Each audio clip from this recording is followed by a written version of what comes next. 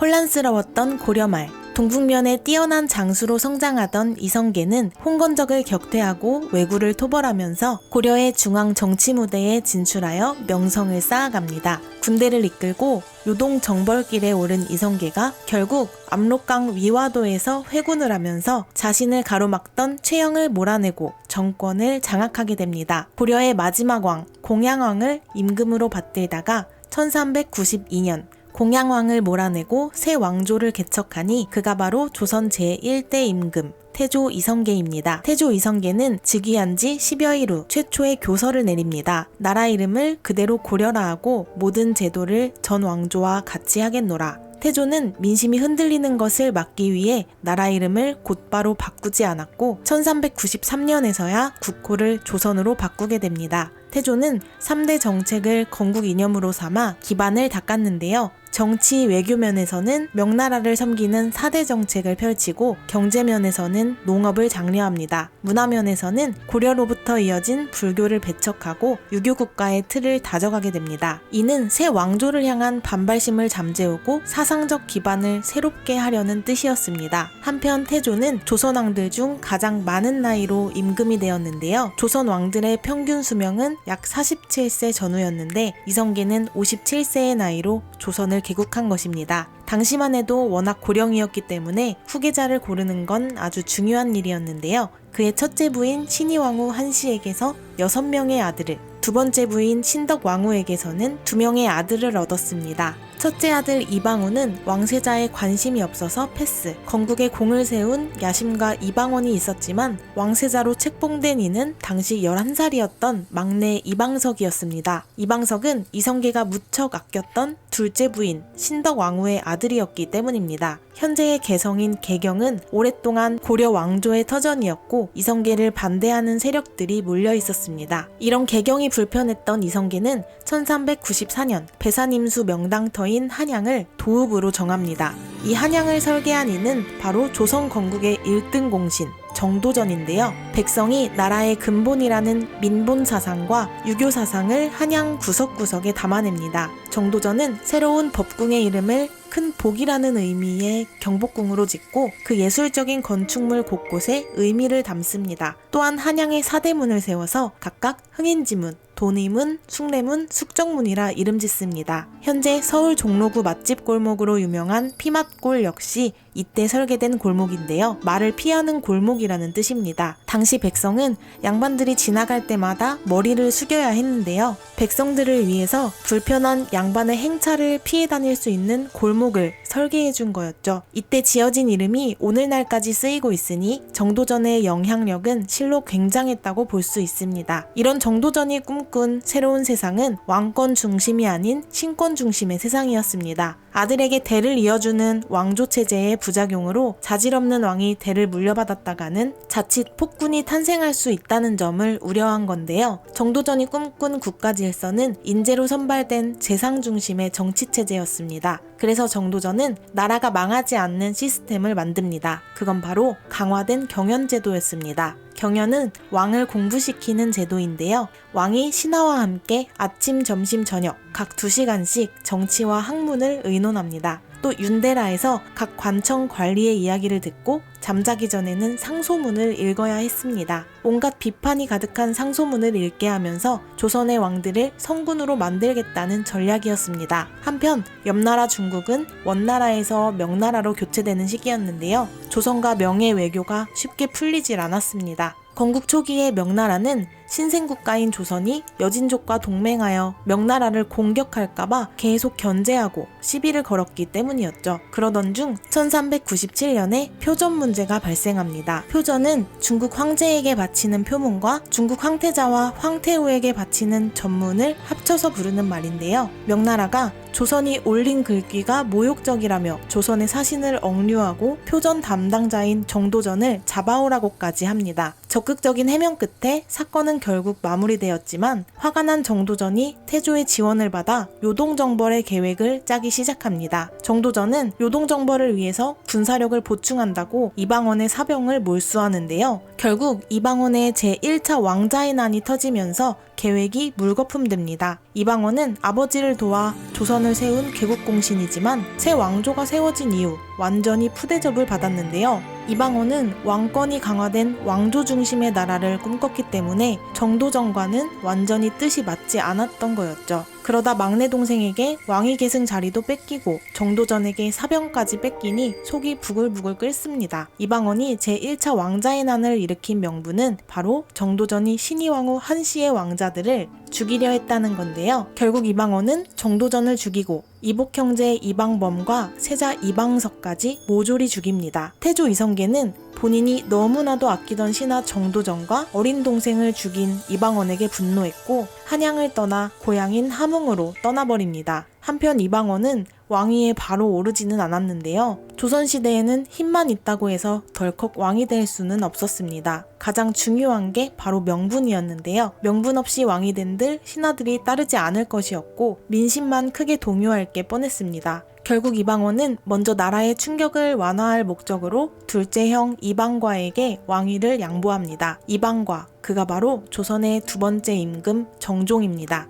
태조 이성계의 둘째 아들인 정종은 흔히 미디어에서 나약한 이미지로 묘사되는데요. 실제로는 고려 말 장군이었던 아버지 이성계를 따라 외적을 맹수처럼 때려잡았던 용맹한 무인입니다. 다만 권력욕이 없었을 뿐이었죠. 그러던 그가 원치도 않던 왕이 됐습니다. 동생 대신 왕이 된 정종은 제대로 권력을 쥐어볼 수도 없습니다. 그저 목숨을 부지하기 위해 항상 몸을 사릴 뿐이었는데요. 어찌 보면 정종의 무기는 처세술이었을지도 모릅니다. 동생 이방원의 눈에 거슬리지 않기 위해 나는 권력 욕심이 없다는 걸 드러내려 정사를 내팽개치고 말에 타서 공을 치는 경기인 격구에만 열중할 뿐입니다. 정종 때 조정의 실세는 개국공신이나 이방원이 아끼는 신하들이었는데요. 이 실세들이 무슨 짓을 해도 심지어 살인을 해도 정종은 형식상 귀양 정도 보내고 끝내버립니다. 이 실세들이 술을 먹고 마을에서 말썽을 부려도 뭐 어쩔 도리가 없었습니다. 이들을 처벌해달라는 상소문이 빗발쳐도 정종은 동생 이방원 눈치를 보느라 큰 벌을 내릴 수도 없었습니다. 스트레스를 받은 정종은 그냥 격구나 치러 갈 뿐이었죠. 존재감 없는 왕이었던 정종에게도 업적은 있었습니다. 한양으로 바뀐 수도를 다시 개경으로 옮긴 건데요. 왜 명당 자리 수도를 옛 고려 때 수도로 바꿨을까요? 정종은 여러모로 고려시대에 대한 향수가 강했고 형제끼리 고륙상쟁을 벌인 한양이 별로였습니다. 하지만 정종의 개경 환도는 실패하고 말았는데요. 개경에서 다시 제2차 왕자의 난이 벌어진 겁니다. 제2차 왕자의 난을 일으킨 건 이방간이었는데요. 그의 배후에는 무신 박포라는 이가 있었습니다. 박포는 사실 제1차 왕자의 난 때 이방원을 도와서 공을 세운 인물인데요.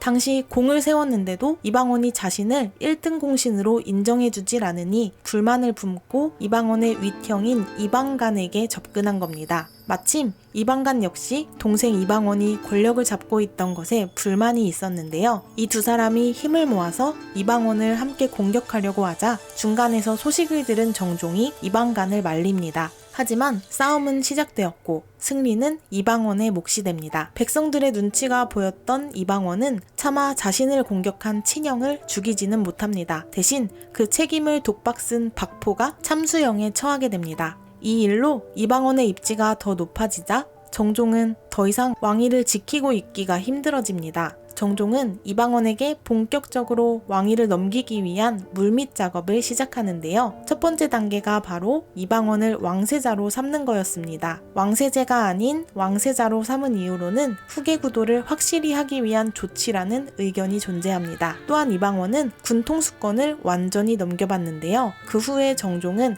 이제 정치에서 속시원히 물러나게 됩니다. 이로써 이방원이 드디어 왕위에 오르니 그가 조선 제3대 임금 태종입니다. 불타는 야망을 딛고 드디어 태종 이방원이 조선 3대 임금으로 즉위합니다. 불만이 쌓이면 무조건 피를 보고야마는 불같은 성격을 지녔지만 태종 이방원은 조선 27명의 왕 중 유일한 과거급제 출신 임금이었습니다. 물론 이방원이 과거에 급제한 건 그가 16살이었던 고려시대였는데요. 대대로 무인 출신이던 이성계 집안에서 우수한 성적의 문과 합격생이 나오니 이성계가 크게 기뻐했다고 합니다. 이 과거 시험에도 당당히 합격한 자랑스러운 아들 이방원이 제1차 왕자의 난을 일으키자 아버지 이성계의 속이 보통 상한 게 아니었습니다. 눈에 넣어도 안 아플 자식을 죽인 이방원이 죽도록 미웠을 텐데요.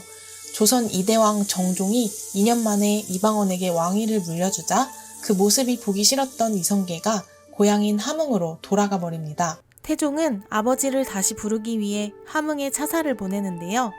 차사가 돌아오지 않는다는 말이 세간에 퍼지면서 함흥차사라는 말뜻은 한 번 떠난 사람이 소식도 없이 돌아오지 않는다는 뜻으로 바뀌게 됩니다. 태종 2년 이성계의 계비인 신덕왕후 강씨의 친척인 조사이가 이방원을 몰아내기 위해서 난을 일으키는데요. 이 아들을 몰아내는 일에 이성계가 가담하니 이를 조사이의 난이라고 합니다. 최근에는 이 난을 조사이가 일으킨 게 말이 안 된다는 학계의 반응이 있어서 사실상 이 난이 아버지인 태종 이성계가 일으켰다고 보고 있는데요. 어쨌든 이 일로 태종 이방원이 입지에 타격을 입습니다. 막상 이성계는 이를 저질러 놓고 아들의 눈치를 보기 시작하는데요. 이를 본 태종 이방원이 어찌했을까요?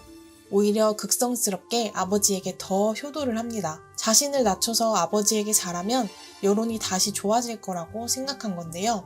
이렇게 되니 이성계도 더 이상 이방원에게 싫은 소리를 할 수도 없게 됩니다. 태종실록에서는 이성계가 술을 마셔도 취하지 않고 70이 되도록 죽지 않는 것에 한탄하는 모습이 나오는데요.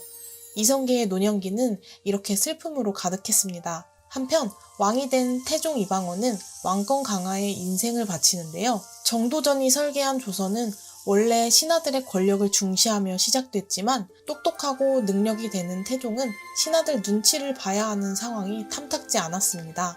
게다가 강력한 왕권이 있으면 백성들의 삶도 안정될 거라고 믿었습니다. 그래서 탄생한 태종의 가장 큰 업적은 육조 직계제인데요. 원래 왕의 명령은 국무총리급인 의정부를 거쳐서 다시 장관급인 육조로 내려갔는데 이방원은 중간 단계인 이 의정부를 없애고 육조에 직접 명령하고 직접 보고를 받습니다. 이게 바로 육조 직계제입니다. 태종 이방원의 두 번째 업적은 사병 혁파인데요. 이방원이 1차 왕자의 난을 벌이고 2차 왕자의 난을 진압한 건 바로 이 사병을 데리고 있었기에 가능했습니다. 이제 본인이 왕위에 오르고 나니까 다른 사람이 사병으로 반란을 일으킬까봐 아예 사병을 없애버립니다. 세 번째 업적은 외척 탄압인데요. 이방원을 왕으로 만든 1등 공신이 원경왕후 민씨였습니다. 원경왕후 민씨는 제1차 왕자의 난 때 미리 숨겨둔 무기를 남편에게 주면서 이방원이 1인자가 되도록 열심히 도왔는데요. 왕이 되자마자 이방원은 조광지처를 냉정하게 배신합니다. 그리고 후궁을 들이기 시작합니다. 이를 본 원경왕후 민씨는 너무 슬프고 억울해서 화병과 우울증으로 몸져눕게 됩니다. 그런데 태종 이방원은 이런 부인의 질투가 괴롭기만 했는데요. 그렇다고 부인에게 화를 낼 수는 없고 부인의 남동생인 민무구와 민무지를 들들 볶습니다. 사실 민씨의 남동생들은 이방원이 왕위에 오르는 걸 도운 1등 공신이었지만 막상 이방원이 왕이 된 이후엔 사이가 멀어지게 되는데요. 민씨의 남동생들이 세자 양녕대군을 등에 업고 권력을 장악하려는 낌새를 보이니까 이방원이 견제를 하게 된 겁니다. 결국 민씨 형제는 제주도 유배지에서 목숨을 끊기에 이르렀습니다. 또한 태종이 사간원을 독립합니다. 당시 임금에게 직언을 하는 사람을 언관이라고 불렀는데요. 언관들이 왕과 신하의 잘잘못을 비판해서 정의사회를 구현하라고 만든 언관제도가 있었습니다. 이 언관제도를 수행하던 사간원이 있고 그 위에는 문화부가 있었는데 태종이 문화부를 없애고 사간원을 따로 독립시킵니다. 이 언관들의 직속상관은 원래는 문화부였지만 문화부가 사라지니까 언관들의 상관이 곧장 태종이 됩니다. 이렇게 정치 백단이었던 태종은 말 많은 언관들을 자기 편으로 만들어버린 건데요. 아무리 불같은 태종이었다지만 의외로 그렇게 폭군은 아니었는데 사간원이 돌직구로 심기를 불편하게 해도 웬만하면 들어주고 아니면 유배를 보냈다가 복직시켰습니다. 상황이 이렇게 되니 당시 관원들은 용기를 내서 직언을 하고 유배를 갔다 오는 걸 별 하나 다는 것쯤의 영광으로 여기게 됩니다. 이렇게 태종은 목숨을 걸고 바른 말을 해주는 관리들을 주변에 많이 두었습니다. 이방원은 왕이 되기 위해 피바람을 일으켰지만 왕이 된 후엔 이렇게 나라를 열심히 보살핍니다. 또한 태종실록에서는 거북선에 대한 기록을 볼 수 있는데요. 이 기록으로 보아 거북선은 고려 말이나 태종 때부터 존재하다가 발전을 거듭해서 이순신 장군 때 완성했다고 볼 수 있습니다. 어느 날 갑자기 태종이 신하들에게 폭탄 선언을 합니다. 이제 왕위를 그만 세자에게 넘겨주겠다는 건데요. 신하들은 예의상 그럴 수 없다고 말리면서 점수를 땁니다. 이를 선의파동이라고 하는데 조선의 왕들이 신하들의 충성심을 시험하고 압박할 때 자주 쓰던 카드였습니다. 자신이 선의하겠다고 할 때 안 된다고 끝까지 막는 신하는 요직에 앉히고 왕위에서 내려가시라고 찬성하는 신하는 죽이거나 유배를 보내는 겁니다. 이런 태종이 나중에는 셋째 아들 충녕대군에게 왕위를 넘겨주려고 하는데요. 신하들은 이번에도 무조건 반대만 합니다. 하지만 이번만큼은 태종의 진심이었는데요. 왜 장남을 두고 셋째 아들에게 왕위를 물려주려고 했을까요? 원래 태종의 세자는 장남인 양녕대군이었는데요. 주로 여자 문제로 탈선을 하니 결국 태종이 세자 양녕을 폐합니다. 또 둘째인 효령은 유교의 나라 조선에서 불교에 심취했다는 이유로 자격이 박탈되고 총명한 셋째 아들인 충녕을 세자로 책봉하게 됩니다. 충녕은 어릴 때부터 스스로 학문에 몰두해서 방대한 양의 책을 100번 혹은 1000번 넘게 반복해서 읽는 학구파였는데요. 이를 기특하게 지켜보던 태종이 결국 조선 임금 중 유일하게 자발적으로 왕의 자리에서 내려온 겁니다. 물러나야 할 때를 알고 겸허히 물러난 태종의 태도는 오늘날 조선 최고의 성군인 세종대왕을 탄생시킵니다. 그리하여 세자가 된 지 2개월 만에 22세의 충녕대군이 조선 4대 임금 세종이 됩니다. 아버지 태종이 왕위는 넘겨줬지만 병권만큼은 본인이 계속 쥐고 있어서 이때도 태종의 권력은 여전히 막강했습니다. 마치 왕위에 왕이 한 명 더 있는 형국이었는데요.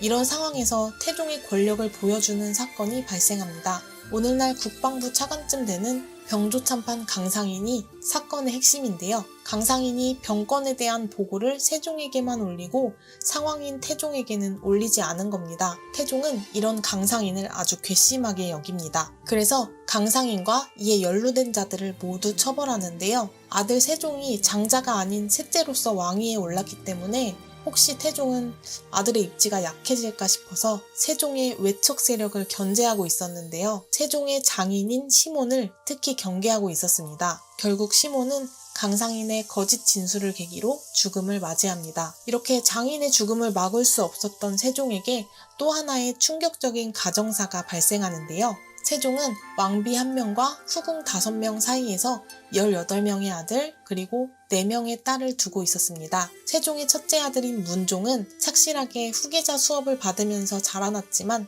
안타깝게도 아내복이 없었는데요. 문종이 학문을 열심히 닦느라 가정에 충실하지 못하자 문종의 첫째 부인인 휘빈 김씨는 주술로 화를 누르려다가 궁에서 쫓겨나고 둘째 부인인 순빈 봉씨는 남편에게 받지 못한 사랑을 다른 궁녀에게서 얻으려고 합니다. 조선 궁궐 내에 동성애 사건이 발생한 겁니다.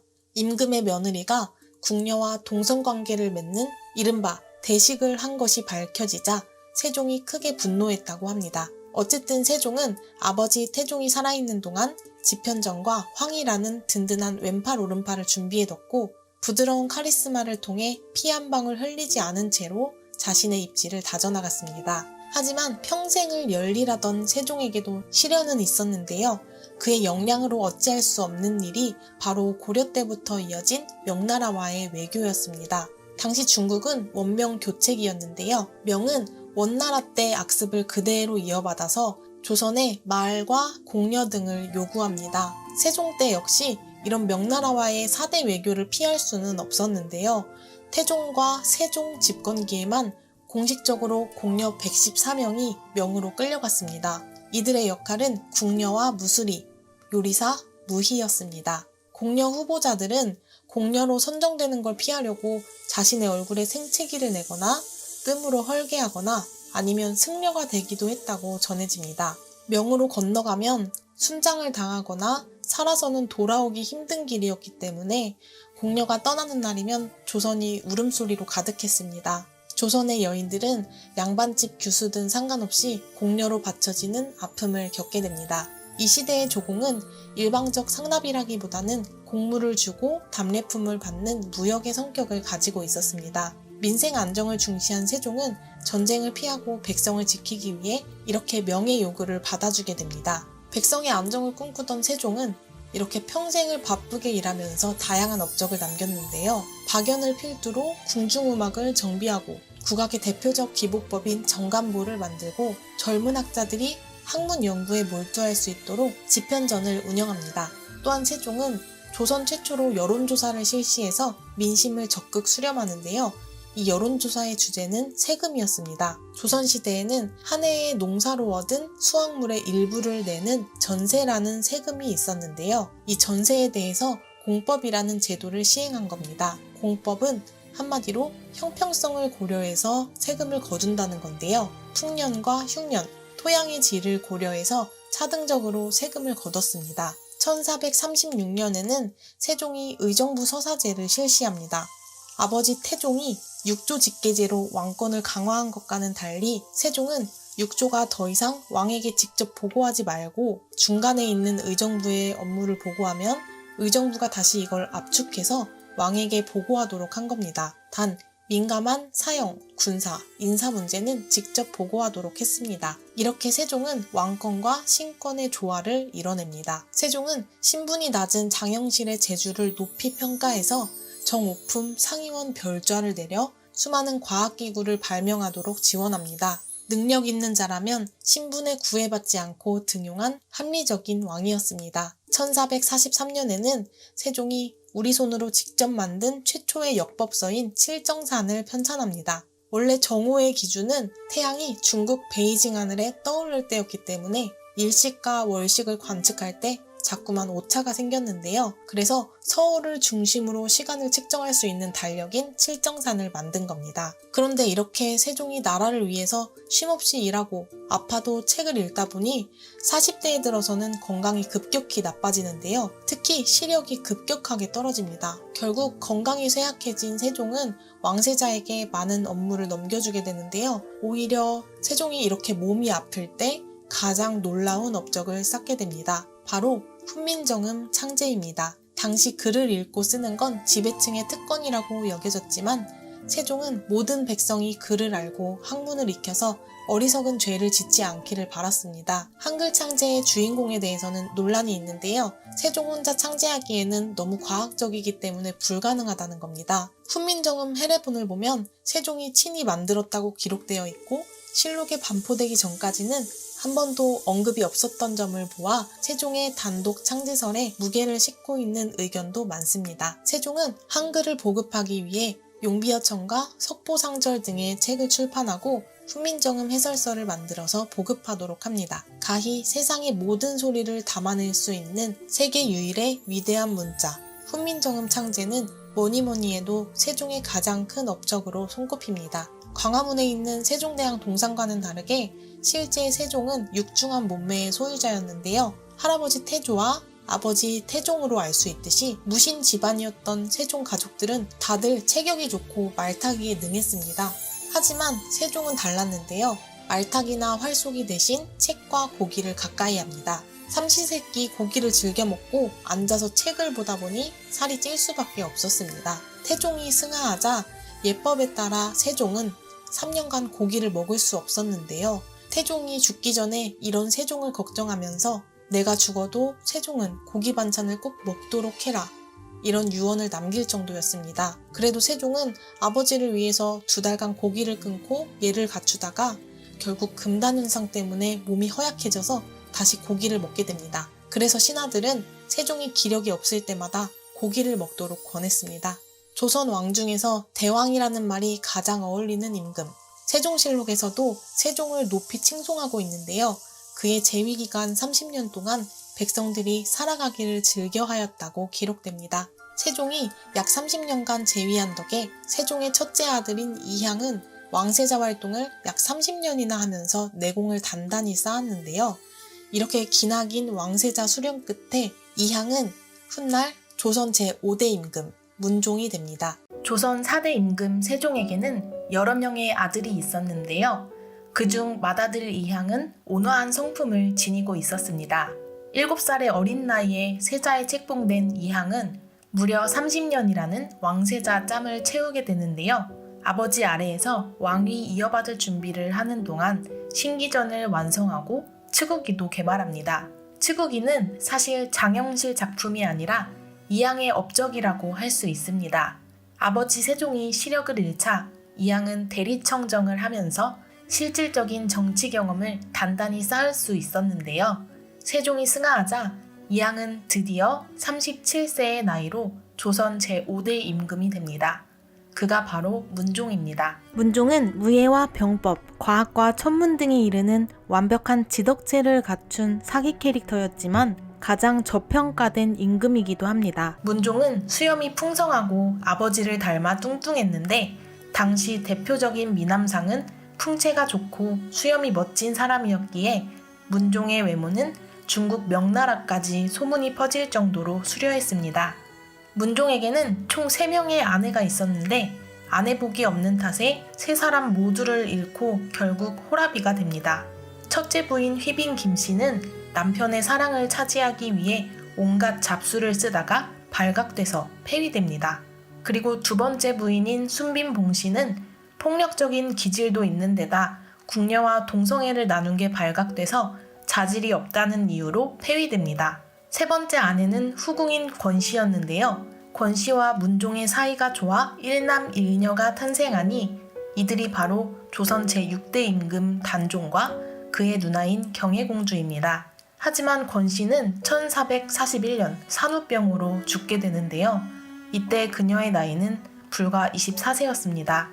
충격이 컸던 문종은 그 이후 더 이상 정실 부인을 두지 않았고 조선 임금 중 최초로 재위 기간에 부인이 없는 왕이 되었습니다. 문종의 건강은 급격히 악화되었는데 단지 종기 때문만은 아니었습니다. 1446년 어머니 소원왕후가 죽고 3년상을 치른 지 1년 만에 아버지 세종이 승하하자 고생스러운 3년상을 또 치르게 되는데요. 연이은 3년상에는 풍채 좋은 문종도 버텨낼 재간이 없었습니다. 세종이 승하한 이후에는 고생스러운 3년상을 치르면서 건강이 더 악화됩니다.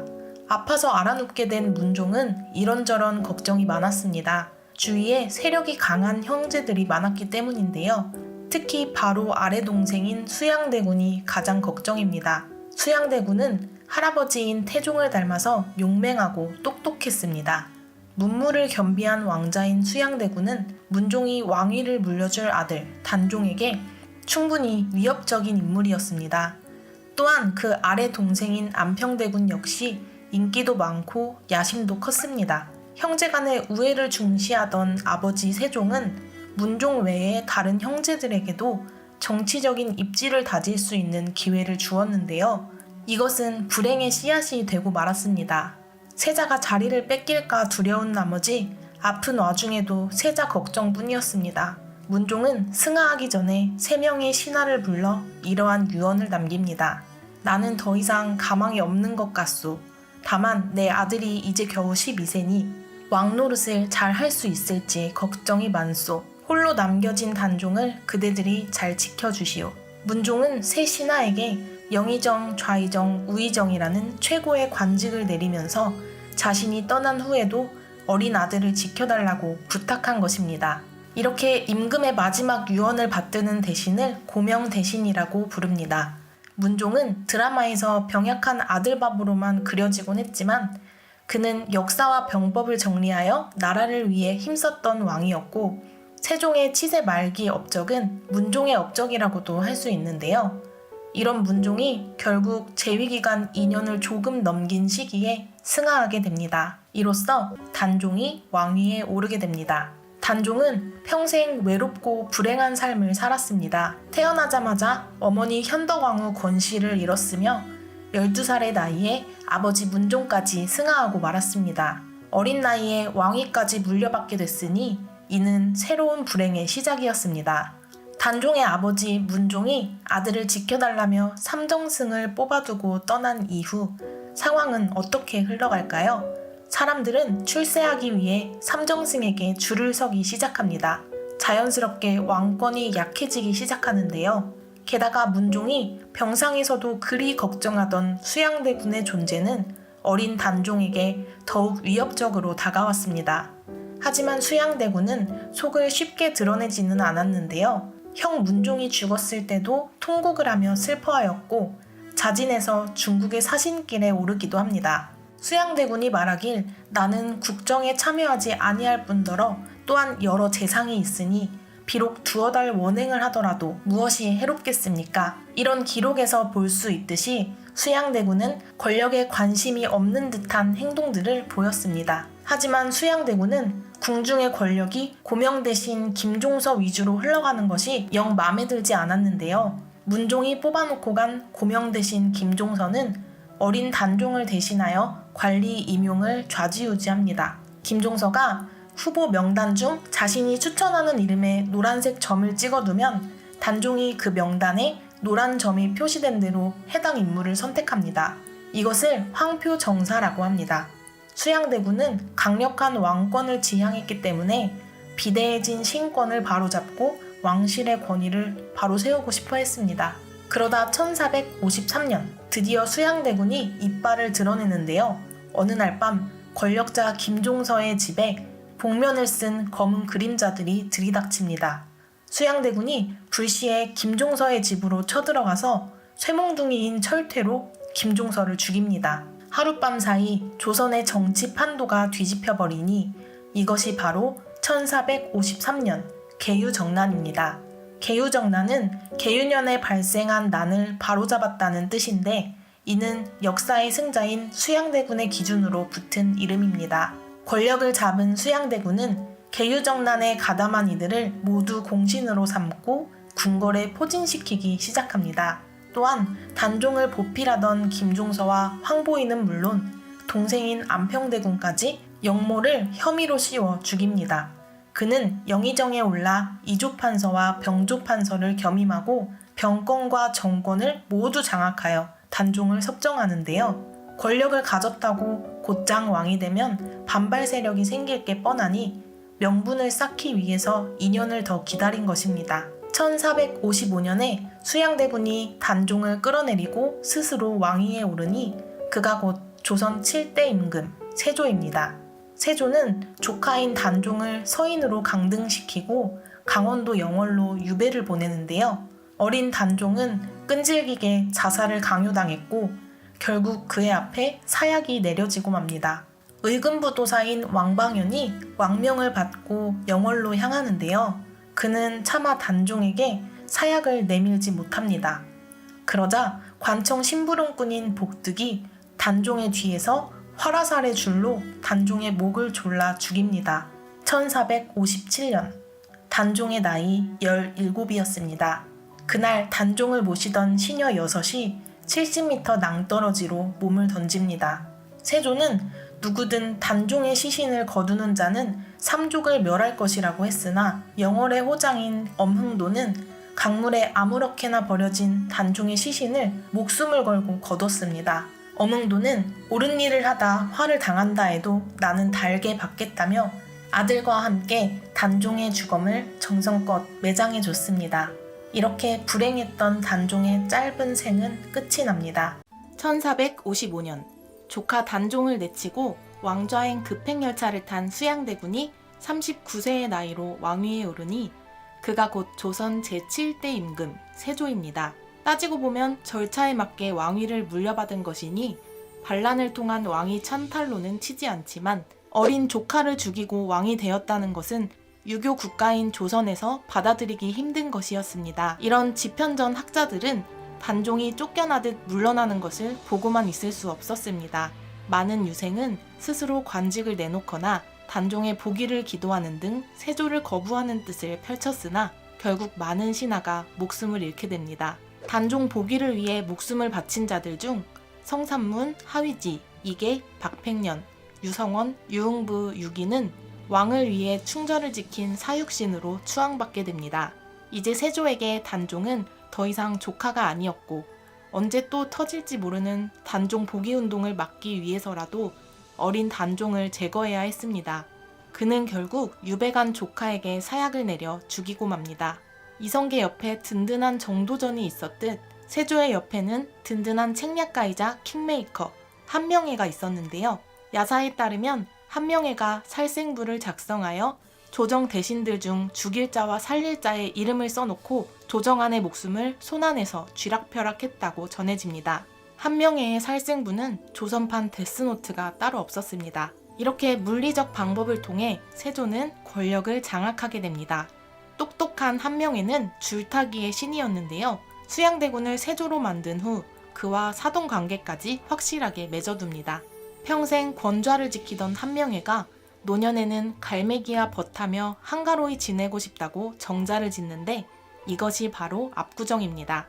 세조는 패륜적인 행동으로 많은 비판을 받기도 했으나 업적 또한 야무지게 쌓은 왕인데요. 이제 왕권 강화를 위한 정책에 박차를 가하기 시작합니다. 세조는 예전 태종 이방원이 실시했던 6조 직계제를 다시 시행해서 왕의 명령을 6장관에게 직접 내리고 직접 보고받습니다. 그래서 중간에 국무총리 역할을 하던 의정부가 할 일을 빼앗깁니다. 의정부의 정승들은 이제 사형수 관련 업무 빼고는 할 수 있는 일이 없었고 세조는 조정을 본인의 손으로 장악해가기 시작합니다. 또한 세종 때 훌륭한 학자들의 배출소로 꽃을 피웠던 집현전은 반역 도당들의 소굴로 낙인 찍혀 역사 속으로 사라지게 됩니다. 그리고 정치 문제를 토론하던 경연제도도 없애버립니다. 각 지방에는 왕명으로 파견된 수령들이 있었는데 이 수령이 바로 우리가 흔히 알고 있는 사또입니다. 지방에는 수령을 감시하고 때로는 보좌하던 유양소가 있었는데요. 수령을 고발하던 유양소가 권위를 남용하여 불의를 저지르고 왕의 분신인 수령의 권한을 넘봤다는 사유로 유양소를 없애버립니다. 세조는 이런 왕권 강화책으로 점차 안정기에 접어들자 이제 왕도 정치의 기준이 될 법전, 경국대전 작업에 착수합니다. 세조 이전에도 법전은 있었지만 점점 현실과 동떨어진 내용이 많아서 조선만의 체계적인 법전이 필요했기 때문입니다. 물론 경국대전의 완성은 성종 때 했지만 시작은 세조였습니다. 조선 전기에는 현직과 전직 관료들에게도 토지에 대한 세금을 거둘 권리를 지급해줬는데요. 이런 과전법 때문에 점점 지급할 토지가 부족한 지경에 이르자 세조는 과전법을 혁파하고 현직 관료들에게만 토지 수조권을 지급하는 직전법을 도입합니다. 세조는 어릴 때부터 불교에 심취해 있었는데요. 조선시대 국가의 기본 이념은 유교였지만 자신의 패륜적 행동은 유교적으로는 받아들여질 수 없었습니다. 따라서 세조가 불교 발전을 위해 힘쓰는 것은 유교 이념을 중시하는 성리학자들을 견제하는 수단이 되기도 합니다. 그가 세운 원각사와 원각사지 10층 석탑은 오늘날 탑골공원 자리에 있지만 원각사는 터만 남아 있습니다. 한편 세조가 함경도 출신 사또 임명을 맡고 한양 출신의 관리로 대체하도록 하는데요. 왜 함경도 출신을 이렇게 차별한 걸까요? 함경도는 지리적으로 중앙정부와 멀고 북방민족의 침략이 잦았기 때문에 함경도의 지방 호족들 중에서 사또를 뽑고 지역을 다스리게 했는데요. 혹시 지방 호족이 권력을 이용해서 역모를 일으킬까봐 중앙에 있는 한양 출신을 대신 보낸 것입니다. 게다가 조선판 주민등록증인 호패법을 강화하고 지방 백성들의 이주를 금지했는데요. 이렇게 되니 지방에 사는 호족들은 내 지역에서 사또도 될 수 없고 그렇다고 한양으로 이사를 갈 수도 없게 됩니다. 함경도의 호족이었던 이시애가 결국 반란을 일으키면서 세조의 측근인 한명회와 신숙주가 반역을 꾸민다는 소문까지 퍼뜨립니다. 세조 말년인 1467년에 벌어진 이시애의 난은 세조 집권기 중 가장 대규모로 벌어진 반란이었는데요. 즉위한 이래 계속 왕위에 대한 불안감을 갖고 있던 세조는 이시애의 보고문을 보고 놀라서 일단 한명회와 신숙주를 옥에 가둡니다. 결국 그들은 혐의가 없음이 밝혀져서 석방되었고 세조는 이시해의 난을 무난하게 평정하여 중앙집권 체제를 더욱 다져갑니다. 이렇게 조선에서 가장 왕권이 튼튼했던 시기가 바로 세조 집권기였는데요. 세조는 관제를 개편하고 관리들의 기강을 확립하는 한편 민생 안정책으로 백성들을 살피고자 노력합니다. 누의 농업을 위해 잠서를 훈민정음으로 해석하고 백성들의 윤리교과서인 오륜록을 펼치기도 합니다. 그러나 정치 운영에 있어서는 근본적인 문제가 이어지는데요. 인재를 등용할 때 실력이 아닌 측근 중심으로만 일관했기 때문입니다. 애초부터 어린 단종을 무리하게 쳐내고 앉은 자리였기 때문에 세조는 늘 왕이 될 명분이 부족한 상태였습니다. 이런 불안함 속에서 자신을 지지해주는 최측근들은 세조의 유일한 버팀목이었고 그들의 비리조차 눈감아주게 됩니다. 그래서 오늘날 대통령 비서실에 해당하는 승정원은 그의 신복들이 죄다 장악하고 있었는데요. 그 결과로 1468년에 탄생한 것이 원상제입니다. 원상제는 세조가 건강이 악화된 말년에 만든 대리서무제인데 왕이 지명한 중신 3명이 승정원으로 상시 출근해서 왕자와 함께 모든 국정을 상의하고 결정하도록 한 것입니다. 원상제를 통해 왕세자가 임금으로 즉위해도 재상들이 임금을 잘 보좌할 수 있도록 했는데요. 세조는 원상제를 도입한 그해 1468년에 신하들의 반대에도 불구하고 왕세자에게 왕위를 물려주었고 그 다음날 52세의 나이로 세상을 떠납니다. 세조는 끝까지 왕권 안정에 엄청난 주의를 기울였던 것입니다. 세조와 그의 가족들은 즉위 기간 내내 단종을 죽였다는 죄책감에 시달린 것으로 전해지는데요. 특히 말년에는 단종의 어머니인 현덕왕후의 혼령에 시달리다가 현덕왕후의 무덤을 파헤치도록 했다고도 전해집니다.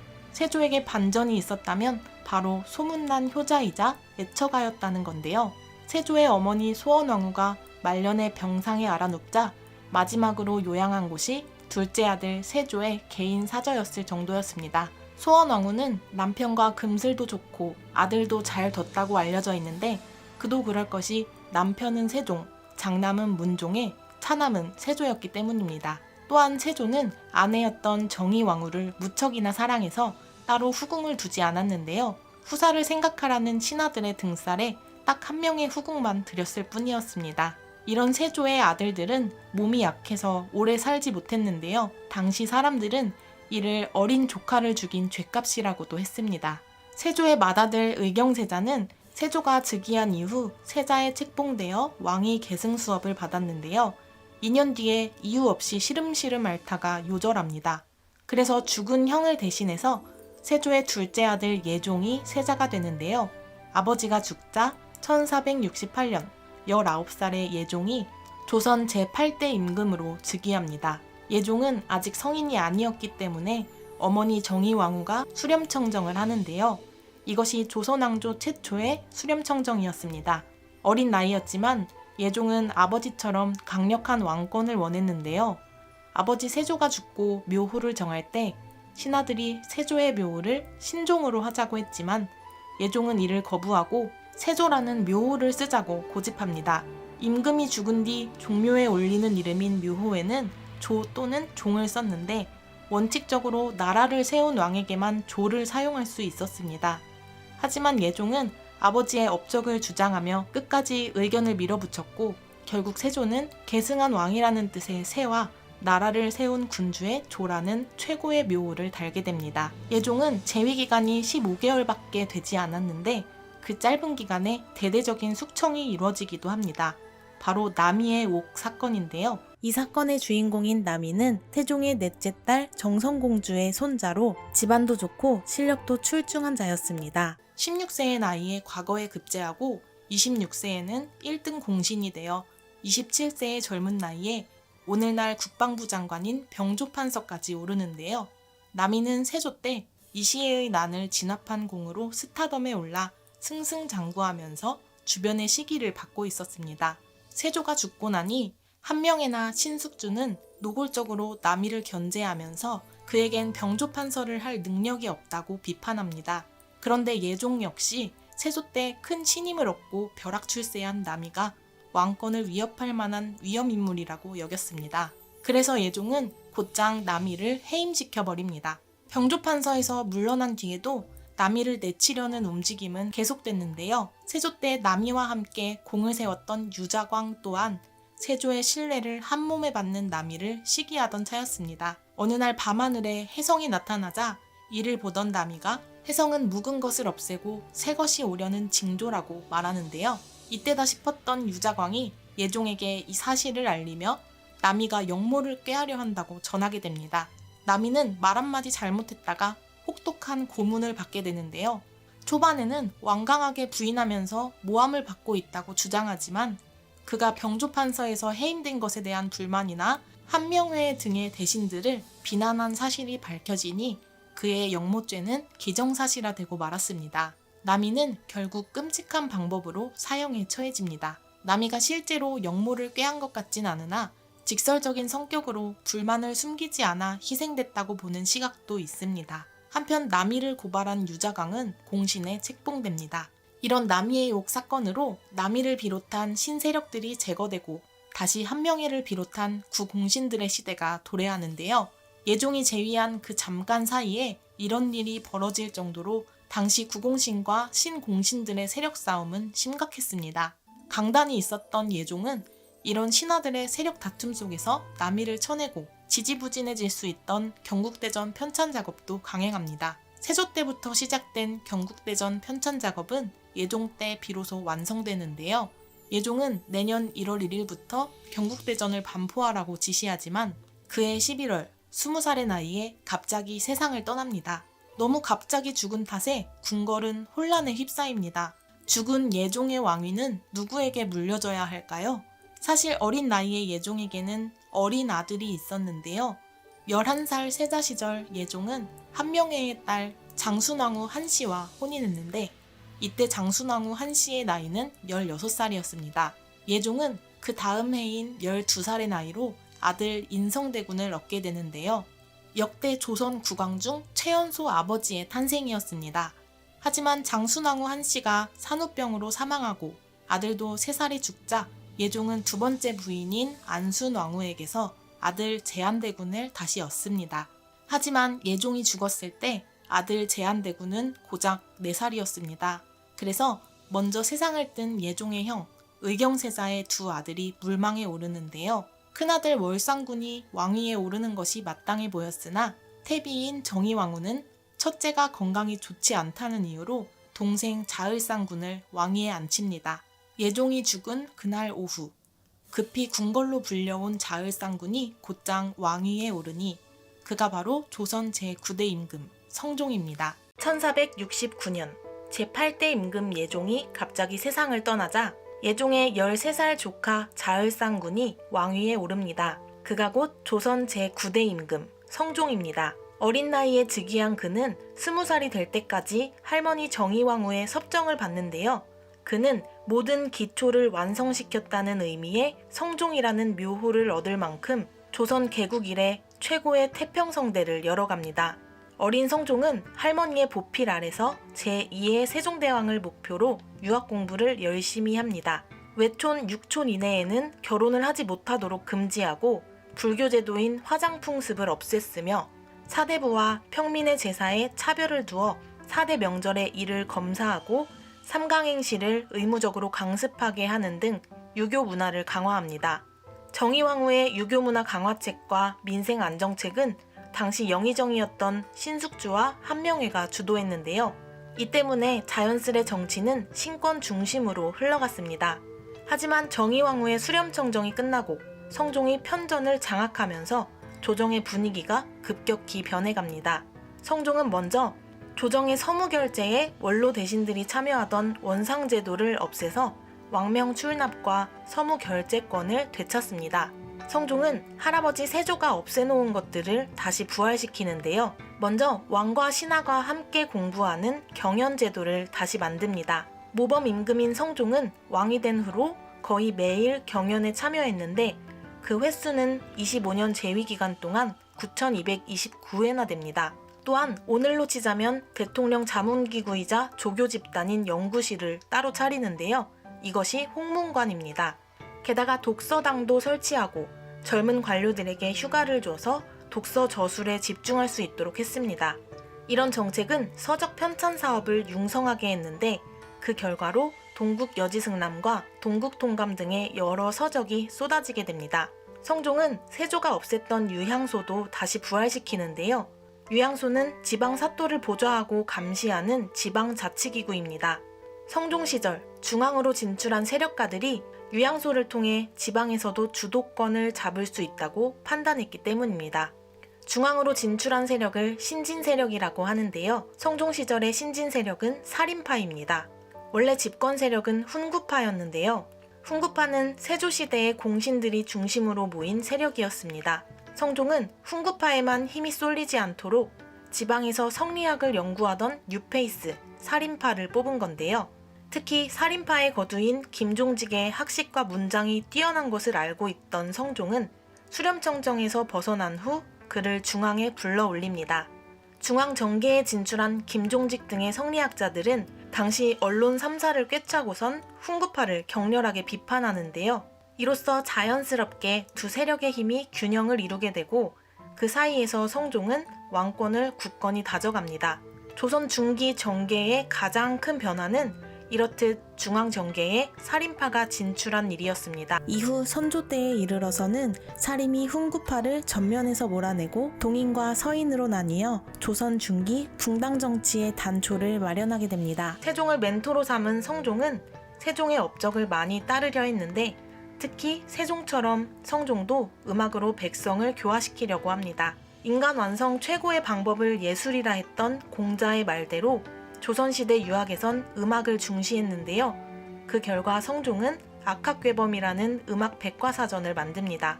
성종의 업적 중 딱 한 가지만 기억해야 한다면 그것은 경국대전의 완성일 것입니다. 그만큼 중요한 일이었는데요. 성종의 할아버지인 세조 때부터 만들어진 경국대전이 손자인 성종 때에 완성되어 반포하게 된 겁니다. 경국대전은 중국의 영향을 받지 않은 우리만의 고유 법전인데요. 이것의 완성으로 이제 조선은 그때그때 되는 대로 일을 처리하는 게 아니라 모든 것이 법에 기반한 체계적인 국가제도를 잡을 수 있게 됩니다. 한편 조선 초부터 야인들이 변방을 위협해왔는데 성종은 이들을 완전히 소탕해서 변방까지 안정시킵니다. 그 결과 성종은 조선 왕조의 전반적인 체제를 완성시켰고 성종의 백성들은 건국 이래 가장 태평성대한 세월을 맞이합니다. 하지만 이런 태평성대의 이면에서 사회적 퇴폐풍조가 생겨나기도 하는데요. 성종이 후기에 들어 유흥에 빠지고 이것이 확산되면서 사회 전반에 유흥을 즐기는 분위기가 만연한 것입니다. 야사에 등장하는 어우동 스토리도 이 시기에 만들어졌는데 어우동 야사에는 성종이 어우동과 유흥을 즐긴 내용이 담겨 있습니다. 성종에겐 9명의 후궁이 있었는데요.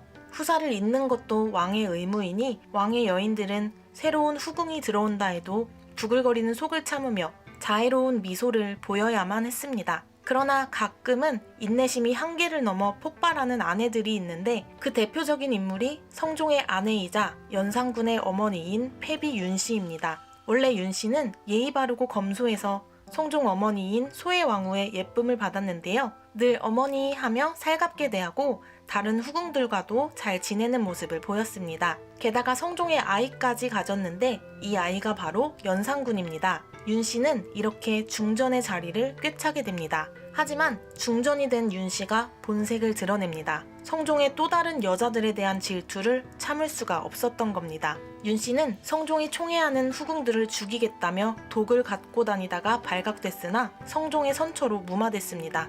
게다가 야사인 소문쇠록에 의하면 성종이 규방에 자꾸 출입하고 자신을 멀리한다며 왕의 얼굴을 핥혀버린 사건도 전해집니다. 얼굴에 손톱 자국이 나니 왕의 체면은 말이 아니었고 성종과 성종의 어머니인 인수대비가 크게 분노합니다. 그래서 중전이 된 지 3년 만에 윤씨는 패서인이 됩니다. 그런데 조정에서는 장차 왕이 될 세자의 친모를 백성처럼 살게 해선 안 된다는 상소가 이어지는데요. 세자가 커가면서 조금씩 패비 윤씨에게 동정심을 갖고 있던 성종이 내시와 궁녀들에게 그녀를 살펴보고 오라고 명합니다. 하지만 인수대비는 뒤에서 이 상황을 조종하고 있었습니다. 결국 인수대비의 명을 받은 신하들은 성종에게 패비 윤씨가 전혀 반성하지 않는다는 허위 보고를 올립니다. 이 보고를 받은 성종은 결국 그녀에게 사약을 내리기로 합니다. 사사한 이후 패비 윤씨는 묘비조차 세우지 못하고 동대문 밖에 버려지다시피 했는데요. 그래도 성종은 세자의 앞날을 고려해서 윤씨 지묘라는 묘비명을 내리긴 했습니다. 이때 패비 윤씨의 아들 연산의 나이는 고작 6살이었기 때문에 그저 새로 들어온 중전이 자신의 어머니인 줄 알고 자라납니다. 이 패비 윤씨 사건이 훗날 조선을 뒤흔든 살생극의 원인이 될 줄 누가 알았을까요? 1494년 38세에 생을 마감한 성종의 뒤를 이어 19세 왕세자가 왕위에 오르니 그가 바로 조선 제10대 임금 연산군입니다. 조선 역사상 손에 꼽히는 악행과 살육을 저지른 임금, 우리는 연산군을 폭군이라고 부릅니다. 그가 폭군이 된 것은 고독한 어린 시절에서 출발한 것일지도 모릅니다. 연산의 할머니인 인수대비는 본인 손으로 쫓아낸 며느리의 아들을 혹독하게 대하고 다른 손자와 차별합니다. 게다가 천류는 못 속이는 법인지 연산은 친어머니가 아니었던 새 왕후를 별로 따르지 않았습니다. 연산은 이렇게 가슴에 응어리를 안고 성장해 갑니다. 그는 어릴 때부터 학문을 싫어하고 독단적인 면을 보였습니다. 세자에 관한 야사 중에는 아버지 성종이 아끼던 사슴을 활로 쏴 죽였다는 이야기가 전해지기도 하는데요. 그의 내면에 있던 광폭한 성격은 왕이 된 후 본격적으로 표출됩니다. 그는 자신을 비판하는 사람을 단 한 명도 곁에 두지 않는 전형적인 독재군주로 군림합니다. 많은 이들이 친어머니가 사약을 받은 걸 알게 된 후로 연산군이 갑자기 미쳤다고 생각하는데요. 사실 연산은 즉위 초부터 어머니의 사건을 알게 됩니다. 즉위 초기에 아버지 성종의 묘지문을 보면서 어머니의 이야기를 듣게 되기 때문인데요. 친어머니의 존재를 알게 된 연산이었지만 일단 복수의 칼날은 마음속 깊숙이 숨겨둡니다. 적어도 즉위 초기의 연산군은 폭군이 아니었습니다.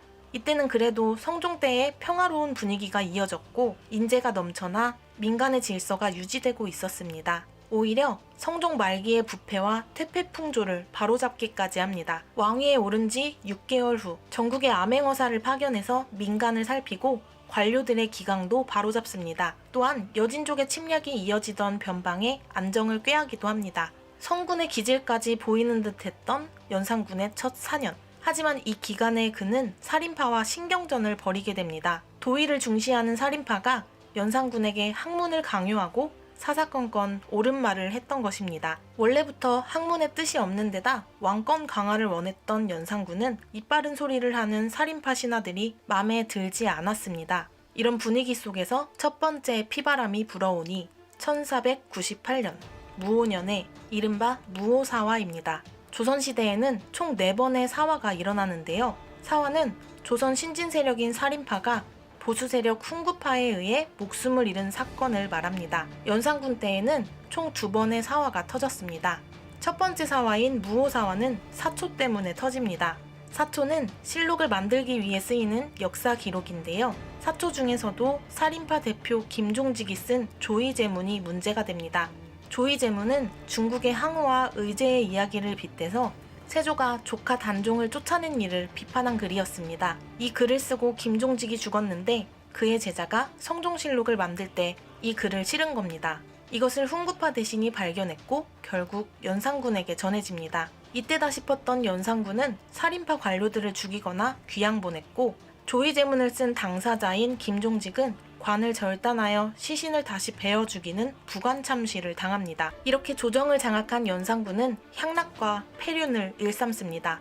궁궐에선 매일 연회가 열렸고 전국에서 뽑은 수백 명의 기생들이 동원됩니다. 특히 제주와 미모가 뛰어난 기생을 흥청이라 불렀는데요. 기생들과 마음껏 놀고 사치를 부리다가 결국 국고가 바닥납니다. 여기서 마음껏 떠들고 논다는 흥청망청이라는 말이 유래합니다. 또한 연산군 스토리에서 빠질 수 없는 여인은 장녹수인데요. 연산군은 어질고 현명한 중전보다 장녹수를 더 아꼈습니다. 의외로 장녹수는 뛰어난 미인은 아니었는데요. 실록에선 장녹수의 얼굴을 지극히 평범하다고 기록합니다. 장녹수를 너무 사랑한 연산군은 화가 나 있다가도 장녹수를 보면 바로 미소를 지을 정도로 사랑에 빠져 있었습니다. 한 기녀는 장녹수의 치마를 밟은 죄로 차명을 당하기까지 합니다. 어쨌든 연산군은 노느라 바닥난 국가 재정을 충당하기 위해 백성들에게 무거운 세금을 물렸고 공신들에게 지급한 공신정과 노비까지 몰수하려고 합니다. 그러자 보다 못한 조정 대신들이 반발하여 제발 연회 좀 줄이자고 간청합니다. 원래 연산군은 즉위초 패비 윤씨 이야기를 알게 됐을 때도 가만히 있었습니다. 아주 냉정한 사람이었죠. 하지만 신하들이 왕권에 도전할 때마다 친어머니를 죽음에 내몰고 방관한 자들까지 싹 다 처단하겠다고 다짐합니다. 이때 정권 장악을 꿈꾸던 기회주의자 임사옹이 연산군에게 패비 윤씨 사건을 들춰냅니다. 연산군은 원래 친어머니의 패비 사건은 알고 있었지만 이제는 자세한 내막까지 알게 됐습니다. 그리고 마침내 1504년 조정에 대살생극이 벌어집니다. 이것이 갑자년에 일어난 갑자사화입니다. 연산군은 어머니의 죽음 당시 언론활동을 했던 살인파 학자들을 죽여나갑니다. 어머니의 죽음에 앞장섰던 두 후궁, 즉 그의 의붓어머니들을 궁중의 뜰에서 직접 참했고 어머니를 죽음으로 몰아넣은 할머니 인수대비를 머리로 들이받아 죽게 만듭니다. 연산군은 손에 피를 묻혀가면서 어머니를 제한왕으로 추승합니다. 이렇게 패비 윤씨는 아들을 통해 잠깐이나마 왕후의 이름을 가집니다. 겉으로 보면 연산군이 패비 윤씨의 원한을 갚기 위해 벌인 복수의 사륙사건 같은데요. 사실 연산군과 임사옹 일파가 정권을 장악하기 위해 머리를 쓴 고의적인 참살극이었습니다. 7개월 동안 관련자를 모조리 죽이고 모든 권력을 손에 쥔 연산군은 문신들의 귀찮은 잔소리가 들려오는 경연이나 사관원, 홍문관 등을 없애버리고 상소나 여론과 관련된 제도를 죄다 철폐해버립니다. 게다가 유교국가에선 상상도 못할 행동을 합니다. 학문을 연구하는 성균관의 대성전을 동물 사냥을 위한 동물원으로 만들어버린 겁니다. 폭주하는 연산군의 행보를 더 이상 참을 수 없게 된 신하들이 1506년 군사를 일으켜 연산군을 폐위시키고 성종의 둘째 아들 진성대군을 왕으로 옹립합니다. 결국 강화도로 유배된 연산군은 2개월 뒤 31세의 나이로 숨을 거두는데요. 그의 마지막 유언은 뜻밖의 것이었습니다. 죽을 때 다른 말은 없었고 다만 신씨를 보고 싶다고 하였습니다. 평소 장녹수를 그렇게도 예뻐하더니 모든 걸 잃은 후에야 조강지처를 그리워한 것이었죠. 어쨌거나 미친 듯이 폭주하던 연산군은 결국 조선 왕조 최초로 신하들에게 쫓겨난 임금이 됐습니다. 연산군과 진성대군은 띠동갑 차이 나는 이복 형제입니다. 진성대군 나이 7살에 연산군이 임금이 되는데 연산군에게 아들까지 있었으니 사실상 진성대군은 왕위 계승과는 그리 관련이 없었는데요. 왕이 된 연산군의 폭정이 점점 광적으로 심해지자 진성대군은 목숨을 지키기 위해 숨소리도 내지 못합니다. 결국 반정이 일어나 연산군이 쫓겨나게 되는데요. 야사에서는 진성대군의 나약함과 공포심이 잘 드러납니다. 반정이 있었던 날 반정 세력은 혹시 진성대군이 해를 당할까봐 그를 호위하기 위해 군사를 보내고 궁을 에워싸는데요. 진성대군은 그런 줄도 모르고 판단력을 잃어 자신을 죽이려고 보낸 군사인 줄 알고 자결하려고 합니다. 이것을 부인 신씨가 침착하게 말렸으나 진성대군은 극도의 공포심에 젖어 있었습니다. 그도 그럴 것이 연산군은 사람을 죽일 때 그냥 죽이지 않고 잔인한 고문을 주고 난 뒤에야 죽였습니다. 예를 들면 손바닥 뚫기, 뱃살 도려내기 등의 끔찍한 고문이 실제로 행해지고 있었던 것이었죠. 중종은 절박한 상황에 처하면 냉정하게 맞서기보단 공포에 질려 도피하려는 성향을 가지고 있었습니다. 늘 이복형 연산군에게서 죽음의 공포를 안고 살았기 때문이었죠. 어쨌든 연산군을 축출하려는 거사가 생각보다 쉽게 끝나고 겨우 목숨만 부지하던 19살의 왕자 진성대군이 하루아침에 왕으로 즉위하니 그가 곧 조선 제11대 임금 중종입니다. 연산군과 궁중 세력의 12년 독재가 끝나자 이제 정치의 주도권은 훈구 세력에게로 돌아갑니다. 이것은 곧 조선의 정치가 성종 이전으로 되돌아간 것을 뜻했습니다. 중종은 단 한 번도 왕세자 수업을 정식으로 받은 적이 없었습니다. 그는 정통성에 의한 왕이 아니라 신하들에게 떠밀려 왕이 된 것이었는데요. 이것은 곧 반정 공신들에게 휘둘려야 하는 운명을 뜻했습니다. 게다가 중종은 공신들의 반대로 조강지처까지 버려야 했습니다. 중종의 아내 단경왕후의 아버지가 연산군의 처남이었기 때문이죠. 중종은 단경왕후 신씨가 쫓겨나자마자 새 왕비를 들였는데요. 국조기사에 따르면 둘 사이의 애정이 매우 두터웠다고 전해집니다. 중종은 그녀가 보고 싶을 때마다 높은 누각에 올라가 그녀의 본가 쪽을 바라보곤 했습니다. 신씨의 집에서 이 사실을 전해 듣고는 집 뒷동산 바위 위에 신씨가 자주 입던 분홍색 치마를 펼쳐놨습니다. 이것이 오늘날까지 내려온 인왕산 치마바위의 전설입니다. 이런 치마바위의 전설을 남긴 신씨는 자식도 없이 홀로 평생을 외롭게 살다가 71세에 세상을 뜹니다.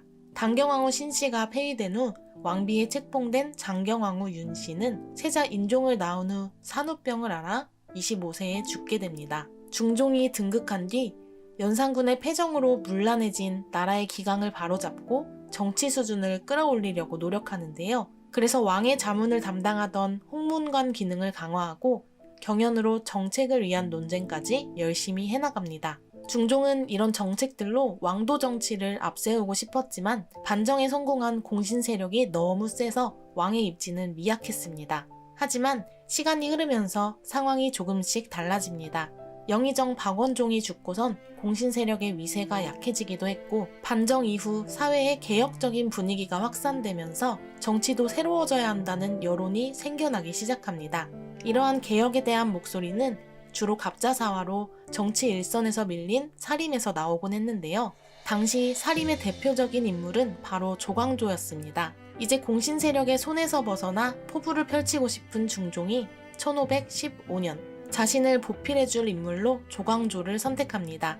이제 엄격한 도학 사상가였던 조광조를 정치 일선에 끌어들여 도학적 사상에 뿌리를 둔 군주 정치를 펼치고 조정을 장악하던 공신 세력을 견제하기 시작하는데요. 조광조는 한마디로 급진적인 개혁가였습니다. 신념이 강한 그는 한번 정한 뜻을 절대 굽히지 않습니다. 훈구파는 상대적으로 다른 문화나 다른 종교에 개방적이었지만 살인파는 성리학 외의 학문을 이단이라며 배척했습니다. 그래서 그들은 불교와 도교를 모두 억압합니다. 민간에 유교적 도덕관을 심어야 한다는 조광조의 주장으로 중종이 전국적으로 여시향약을 실시하는데요. 여시향약은 유교 사상을 기반으로 한 민간 자치 규율이었습니다. 1518년 조광조는 과거제가 인재 등용에 한계가 있다며 청거를 통해 인재를 등용하자는 파격적인 제안을 합니다. 조선의 과거 시험은 오늘날의 수능과 같았는데요. 학문을 깊게 알아도 시험을 잘 못 보면 소용이 없었습니다. 조선 과거제에서도 시험을 잘 보기 위한 기술이 필요했고 요즘처럼 과거 시험 전용 쪽집게 과외 선생님이 존재했습니다. 이런 상황으로 과거는 주로 중앙 홍구대신들의 자녀들이 많이 합격하곤 했는데요. 이를 해결하기 위해 품성이 좋은 사람을 추천받아 모으고 그들을 대상으로 시험을 치른 뒤 관리로 등용하자는 것입니다. 이런 제안을 중종이 받아들이니 이것이 바로 현량과입니다. 그래서 추천을 받은 28명이 요직에 배치되었는데요. 예상하셨겠지만 그중 대부분은 살인파 학자들이었습니다. 이것은 살인파 중심의 이상 정치를 위한 것이었습니다. 이들은 언론기구인 3사에서 근무하며 여론을 장악해갑니다. 조광조 일파의 개혁 정책은 아주 급진적이고 과격해서 훈구파의 엄청난 반발을 불러일으킵니다. 게다가 조광조는 도학적 정치 이념을 내세우면서 중종을 밤새 공부시키고 끝없이 학문을 닦으라고 합니다. 처음에 중종은 왕세자 교육도 못 받았던 자신의 부족함을 알고 진정으로 인정받는 임금이 되기 위해 노력했지만 지속적으로 압박을 받다 보니까 결국 중종이 조광조에게 질려버리고 맙니다. 중종의 마음을 파악한 훈구파가 상소를 올리고 조광조 일파가 임금을 속여 국정을 어지럽힌다고 주장하자 중종이 그들의 상소를 받아들여 신진 살림 세력을 숙청합니다. 이것이 기묘사화입니다. 개혁을 꿈꾸던 젊은 학자 조광조는 중종의 사약을 마시기 전 이러한 시를 썼습니다. 임금 사랑하기를 어버이 사랑하듯 했고 나라 걱정을 내 집 걱정하듯 했노라. 밝은 해가 이 세상을 내려다보고 있으니 내 충성스러운 마음을 환히 비추리라. 재위기간이 38년이나 되는데도 후손들이 중종보다 조광조를 더 기억한다는 것은 조광조의 업적이 중종의 것보다 위대하다는 뜻일 텐데요. 조광조의 너무 급진적인 성향이 부작용을 낳게 됐습니다. 조광조의 죽음과 함께 중종의 개혁 의지 또한 물거품처럼 사라져버리고 말았습니다. 이후 기세등등해진 홍구파가 권세를 쥐고 흔들면서 중종의 중반기 이후에는 정치적인 혼란이 계속됩니다. 김효사와의 여파로 1521년 신사무옥이 일어나면서 살인파가 다시 숙청됐던 신하가 정계에 복귀했다가 파직되는 등 각종 혼란의 도가니에 빠져있던 조선. 이런 난장판은 국방 정책에도 혼란을 줍니다. 성종과 연산군 때에만 해도 비교적 잠잠했던 왜구들이 대마도의 지원을 받아 세력을 넓혀가는데요. 부산포와 내이포, 연포 등의 삼포에서 거주하던 외인들이 기어코 폭동을 일으키니 이것이 삼포외란입니다. 이 때문에 경상도 해안 일대는 엄청난 피해를 입었고 조선과 일본의 통교가 중단되는데요. 일본의 아시카가 막부의 간청으로 1512년 임신조약을 체결합니다. 임신조약 후 조선은 대마도에서 보내던 무역선 세견선과 그에 대한 응답으로 조선에서 보내던 세사미두를 반감합니다. 세사미두는 해마다 대마도주에게 하사하던 쌀과 콩입니다. 더불어 외인들이 삼포에서 거주하는 것을 금지하고 외인들의 출입을 엄격하게 제한하는데요. 이런 엄격한 통제에도 불구하고 외인들의 변란은 자주 일어났습니다. 북방에서는 야인들의 침략이 빈번하게 발생하여 피살 사건 등의 분쟁이 끊이질 않았습니다. 남쪽에선 왜구가, 북방에선 야인이 극성을 떠니 조정은 왕권 호위를 강화하기 위해 정로위를 설치하고 왜구에 대응하기 위해 비변사를 설치합니다. 조광조 개혁 정치의 여파가 여전히 남아있어서 사회에선 유교주의적 도덕윤리가 더욱 정착되어 가는데요. 의복이나 혼인과 관련된 사치를 금지하면서 민생 안정을 위해 노력하기도 하고 각 방면으로 진흥정책을 추진해보지만 정치 혼란과 국방의 불안으로 딱히 효과를 거두지는 못합니다. 이렇게 중종의 개혁 정치가 실패한 이유를 두 가지로 꼽자면 첫째, 인재를 활용할 줄 모른다는 것과 둘째, 뚜렷한 정치 철학이 없다는 것이 원인일 것입니다. 조광조 같은 급진개혁파를 등용하여 빠른 시간에 사회개혁과 정치혁신을 이루려 했으나 당시 상황에서는 무리한 일이었습니다.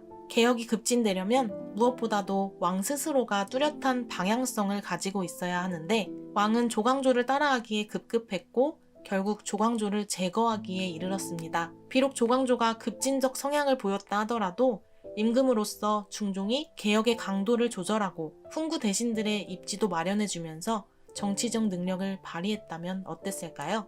38년 3개월이라는 긴 시간 왕위에 앉았던 중종은 1544년 세자에게 왕위를 넘겨준 다음날 57세의 나이로 세상을 뜨게 됩니다. 6살에 왕세자로 책봉된 이후 24년간 세자 수업을 받다가 30세의 나이로 왕위에 오른 임금. 그가 바로 조선 역대 왕들 중 가장 짧은 치세를 남긴 제12대 임금 인종입니다. 인종이 왕위에 머무른 건 고작 8개월 보름 정도였습니다. 원인 모를 병으로 시름시름 앓다가 후사 하나 남기지 않고 세상을 훌쩍 떠나버린 것입니다. 하지만 당시 사람들은 그를 성군이라고 말했습니다. 너그러운 성품과 지극한 효성, 금욕적인 생활로 전형적인 선비의 모습을 보였던 그였는데요. 인종은 3살 때부터 글을 읽을 정도로 총명하여 8세의 나이에 성균관에 입학하고 매일 글을 읽었습니다. 게다가 철저한 금욕 생활을 추구했던 것으로 보이는데요. 옷을 화려하게 입은 궁녀를 모두 내쫓고 여자를 일절 가까이 하지 않았다고 합니다. 도학사상에 깊이 매료되어 있었기 때문입니다. 하지만 이 완벽한 왕세자에게는 외로움이라는 결핍이 있었습니다. 산후병으로 일찍 세상을 떠난 어머니 대신 새어머니 문정왕후 아래에서 자라게 되는데요. 문정왕후는 전 부인의 아들인 인종을 미워했고 자신의 아들 경원대군을 왕위에 올리려고 애를 씁니다. 인종을 원수대하듯 하던 문정왕후는 문안 인사를 온 그에게 자신의 아들 경원대군을 언제쯤 죽일 거냐는 등 막말을 던지곤 했습니다. 야사에 따르면 윤씨는 인종을 몇 번이나 죽이려 했습니다. 인종의 세자 시절 그와 빈궁이 잠들어 있는데 주위에서 뜨거운 열기가 올라 잠에서 깨어보니 동궁이 불에 타고 있었습니다. 그는 당황하지 않고 빈궁을 깨워 먼저 나가라고 한 뒤 자신은 조용히 앉아서 타 죽겠다고 말합니다. 그는 불을 지른 사람이 누구인지 알고 있었기 때문인데요. 문정왕후는 이미 몇 번이나 그를 죽이려고 시도했는데 그때마다 다행히 죽음을 면하곤 했습니다. 비록 계모일지라도 어머니이기 때문에 문정왕후가 자신을 그토록 죽이고 싶다면 자식된 도리로 죽어주는 것이 효를 행하는 것이라고 생각한 그였습니다. 세자의 말을 들은 빈궁은 절대 혼자 나갈 수 없다며 자리를 지켰고 두 사람은 화형당하기 직전이었습니다. 그때 밖에서 세자를 애타게 부르는 중종의 목소리가 들려옵니다. 그 소리를 들은 인종은 자신이 죽는 것이 아버지에겐 불효라며 빈궁과 함께 불길을 헤쳐나왔다고 합니다. 이런 이야기는 후대에 문정왕후를 깎아내리기 위해 각색된 것으로 볼 수도 있으나 중요한 것은 이런 이야기가 지어질 만큼 인종이 새어머니의 압박을 많이 받은 것으로 해석할 수 있습니다. 그는 즉위하자마자 조광조를 비롯하여 김효사화 때 피해를 입은 살림 세력을 신원하고 현량과도 복구시킵니다. 그리고 그동안 자신이 익히고 배운 도학사상을 현실 정치에 응용하기 위해 다시 살인들을 등용시키기 시작합니다. 하지만 인종은 미처 그 뜻을 다 펼쳐보지도 못하고 재위 9개월 만에 생을 마감합니다. 젊은 인종의 죽음에는 독살설이 제기되기도 하는데요. 어느 날 인종이 문안인사차 데뷔전에 들르자 문정왕후가 평소와 다르게 웃는 얼굴로 떡을 권했고 그 떡을 먹은 인종이 얼마 못 가 숨을 거두었다는 것입니다. 이 야사가 시사하는 것은 사실 여부와 관계없이 문정왕후의 시기와 멸시가 심각했다는 것을 보여줍니다. 실록에 따르면 인종이 금식으로 인해 몸이 약해진 것을 알 수 있는데요. 아버지 중종이 승하하자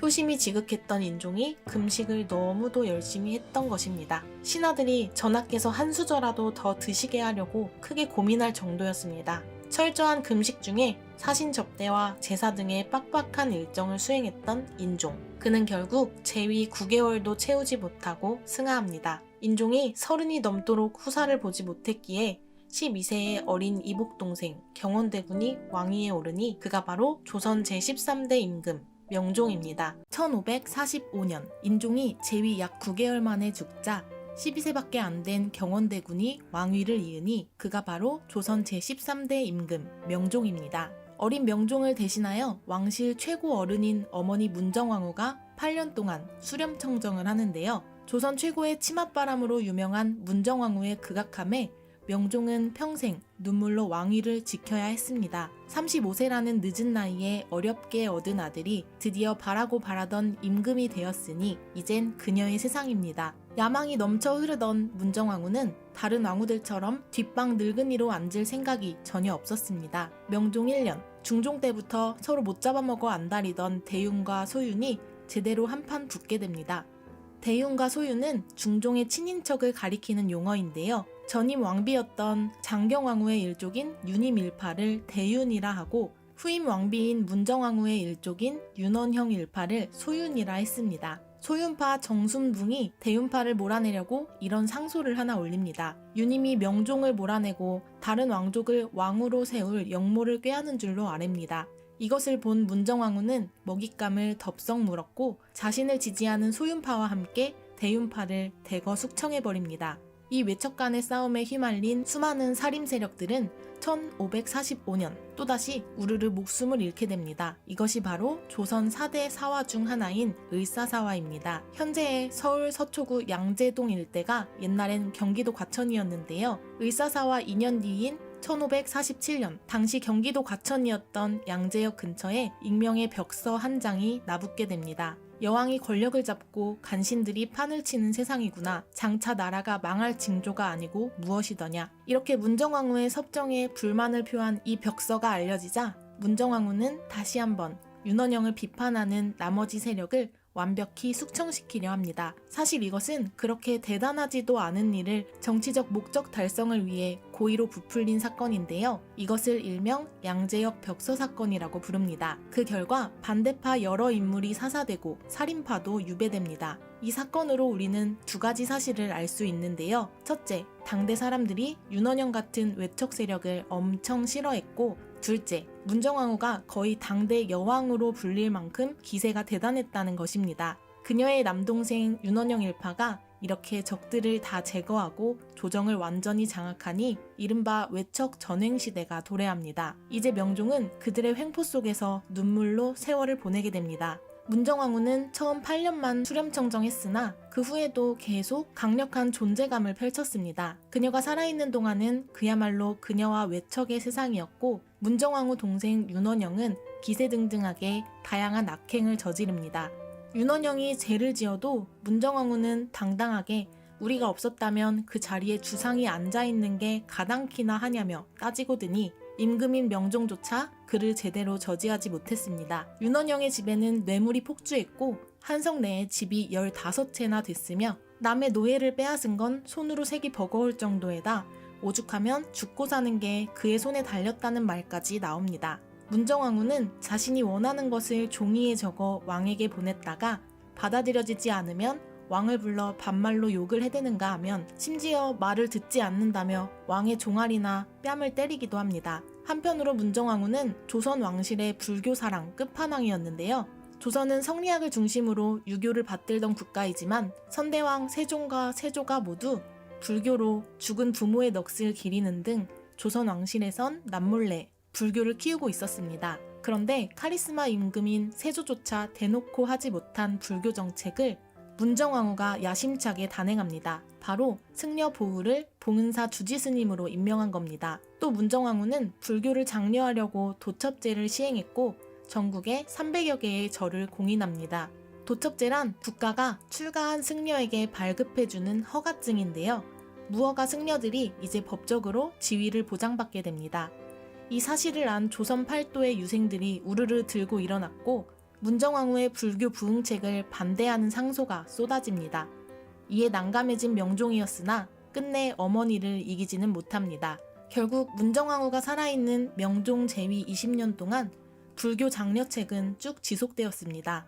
문정왕후는 죽을 때까지 유언으로 불교를 장려할 정도였으나 조선왕조의 불교가 꽃피운 시절은 이때가 마지막이었습니다. 그녀가 죽자 전국 유생들은 숭유억부를 외쳤고 결국 불교는 다시 찬밥 신세가 되었으니까요. 왕권을 능가하는 무소불위의 권세를 누린 문정왕후였으나 후대의 평가는 그저 시끄러운 암탉이라는 조롱 일색인 것을 보면 당시 얼마나 많은 이들이 그녀를 싫어했는지 알 수 있습니다.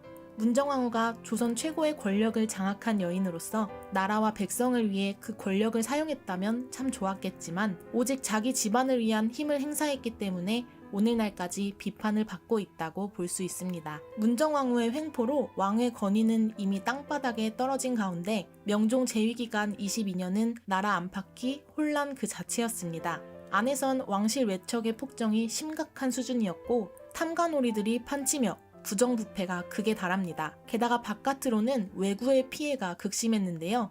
명종 10년인 1555년 왜구가 전남의 강진, 영암, 장흥, 진도 일대를 쑥대밭으로 만들고 약탈과 살인을 저지릅니다. 사실 고려 말부터 조선 건국 초까지도 왜구의 약탈이 빈번하여 세종이 이를 진압하려고 대마도 정벌을 단행했을 정도인데요. 1555년에 일어난 을묘외변은 왜구 난립이 너무 심해서 중종 때 임시로 설치했던 비변사를 상설기구화하고 외부 침략에 대비하는 방안을 마련하도록 합니다. 이후에 조선 수군은 더 강화됐는데요. 이 때문에 훗날 임진왜란 당시 큰 활약을 하게 되기도 합니다. 백성들 태반이 굶주림에 시달리고 나라 구석구석에 도적대가 난립하던 1559년 이때부터 백정 출신 임꺽정의 활동이 시작됩니다. 그는 민심이 흉흉하던 명종시대에 백성들에게는 의적으로 통하던 인물인데요. 힘이 장사인데다 용맹하고 날쌔며 당시 양반 중심 사회에 불만이 많았던 사람으로 기록됩니다. 처음엔 도당 몇 명과 민가를 돌며 도둑질을 하다가 세력이 커진 후에는 황해도로 진출하여 주변 고을을 노략질합니다. 황해도는 중국 사신들이 왕래하던 곳이라 다른 곳에 비해 백성들의 세금 부담이 더 컸습니다. 마침내 경기도와 황해도 일대에 관할을 습격하였고 창고를 털어 백성에게 나눠주는 의적이 되는데요. 조선 정부는 황해도 각지를 강화하고 병력을 동원해서 임꺽정 세력을 잡기 위해 애씁니다. 하지만 그는 백성들에게 의적으로 통하고 있었기 때문에 그를 잡으러 다니는 광군이 오히려 나쁜 놈 취급을 받는 양상이었죠. 임꺽정의 난은 조선에서 일어난 반란 중 꽤 장기적이었고 급기야는 조선 전체가 흔들리는 지경에 다다릅니다. 결국 1562년 임꺽정은 체포되었지만 부패한 세상은 회복될 기미가 보이지 않으니 자연스레 조선 팔도에는 제2, 제3의 임꺽정이 생겨납니다. 이런 조선 혼란의 근본 원인은 문정왕후에게 있었습니다.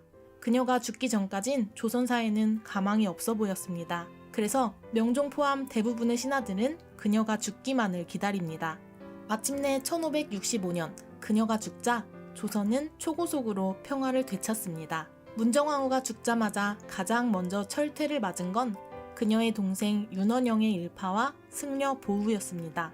승려 보우는 탄핵된 후 제주도로 유배됐다가 죽었으며 윤원영 역시 강음에 유배되었다가 스스로 생을 마감합니다. 문정왕후와 윤원영 일파가 사라지니 이제 명종은 인재를 고르게 등용하고 백성을 어질게 다스리는 정치를 펼치고자 애씁니다. 그러자 조정이 안정되고 사회도 차츰 질서를 찾아갑니다. 하지만 명종은 그동안 극심한 국정 압박에 시달린 탓인지 병을 얻었고 문정왕후가 죽은 지 2년 뒤에 세상을 떠납니다. 이때 명종의 나이는 불과 34세였습니다. 명종은 인순왕후 심씨에게서 순회세자를 얻었지만 그는 13살의 어린 나이로 별세합니다. 이렇게 명종이 후사를 하나도 못 남기고 죽었기 때문에 중종과 후궁 사이에서 태어난 자손에게 왕위가 이어집니다. 결국 중종의 9째 아들 덕흥군의 셋째 아들인 하성군이 선택받게 되는데요. 하성군은 인종과 명종에겐 조카뻘인 셈입니다. 드디어 16세의 하성군이 왕위에 오르니 그가 바로 조선 제14대 임금 선조입니다. 하성군이 왕으로 즉위한 상황은 조선 최초로 후궁의 자손이 임금이 된 상황을 뜻했습니다. 왕에게 첩의 자손, 즉 서얼 출신의 딱지가 붙으니 왕의 권위는 한층 더 떨어지게 됩니다. 물론 조선 27명의 임금 중 후궁의 자녀가 왕이 된 경우는 많지만 선조 이전에는 모두 왕과 왕비 사이의 왕자가 왕위에 올랐습니다. 전해지는 이야기에 따르면 명종은 훗날 선조가 된 하성군과 그 형제들을 부른 적이 있다고 합니다. 그리고 임금이 쓰는 익성관을 친히 벗어 써보라고 하는데요. 하성군의 두 형은 차례대로 익성관을 써봤지만 막내 하성군은 쓰지 않고 가만히 있었답니다. 명종이 너는 왜 익성관을 쓰지 않는 것이냐 물으니 하성군이 말하길 임금님이 쓰시는 것을 어찌 감히 신하가 쓸 수 있겠습니까? 라고 답합니다. 형들에 비해서도 기지가 남달랐던 그였습니다. 선조는 조선 27명의 임금 중 즉위기간이 4번째로 긴 왕인데요. 긴 세월 동안 많은 사건이 일어납니다. 그 중에서도 정치적으로 아주 중요한 사건이 일어나는데요. 바로 사림시대가 시작된 것과 붕당이 발생한 것입니다. 사림은 지방에서 중앙으로 등용되어 올라온 원리 원칙주의자, 성리학자들입니다. 즉위 초부터 학문에 정진하며 성리학적 왕도 정치를 신봉하게 된 선조는 정계에서 훈구 세력과 척신 세력을 모조리 밀어내고 사림의 명사들을 대거 등용하게 됩니다. 특히 성리학의 거두로 일컬어지던 이황과 이의를 나라의 스승으로 여기고 극진히 대우했습니다. 4번의 사화를 겪으며 몰살당했던 사림학자들이 재기에 성공하고 그 중에서도 이황, 조식, 성혼, 이의를 중심으로 학파가 결성됩니다. 이에 따라 학문이 더 발전함과 동시에 정치적 논쟁도 치열해집니다.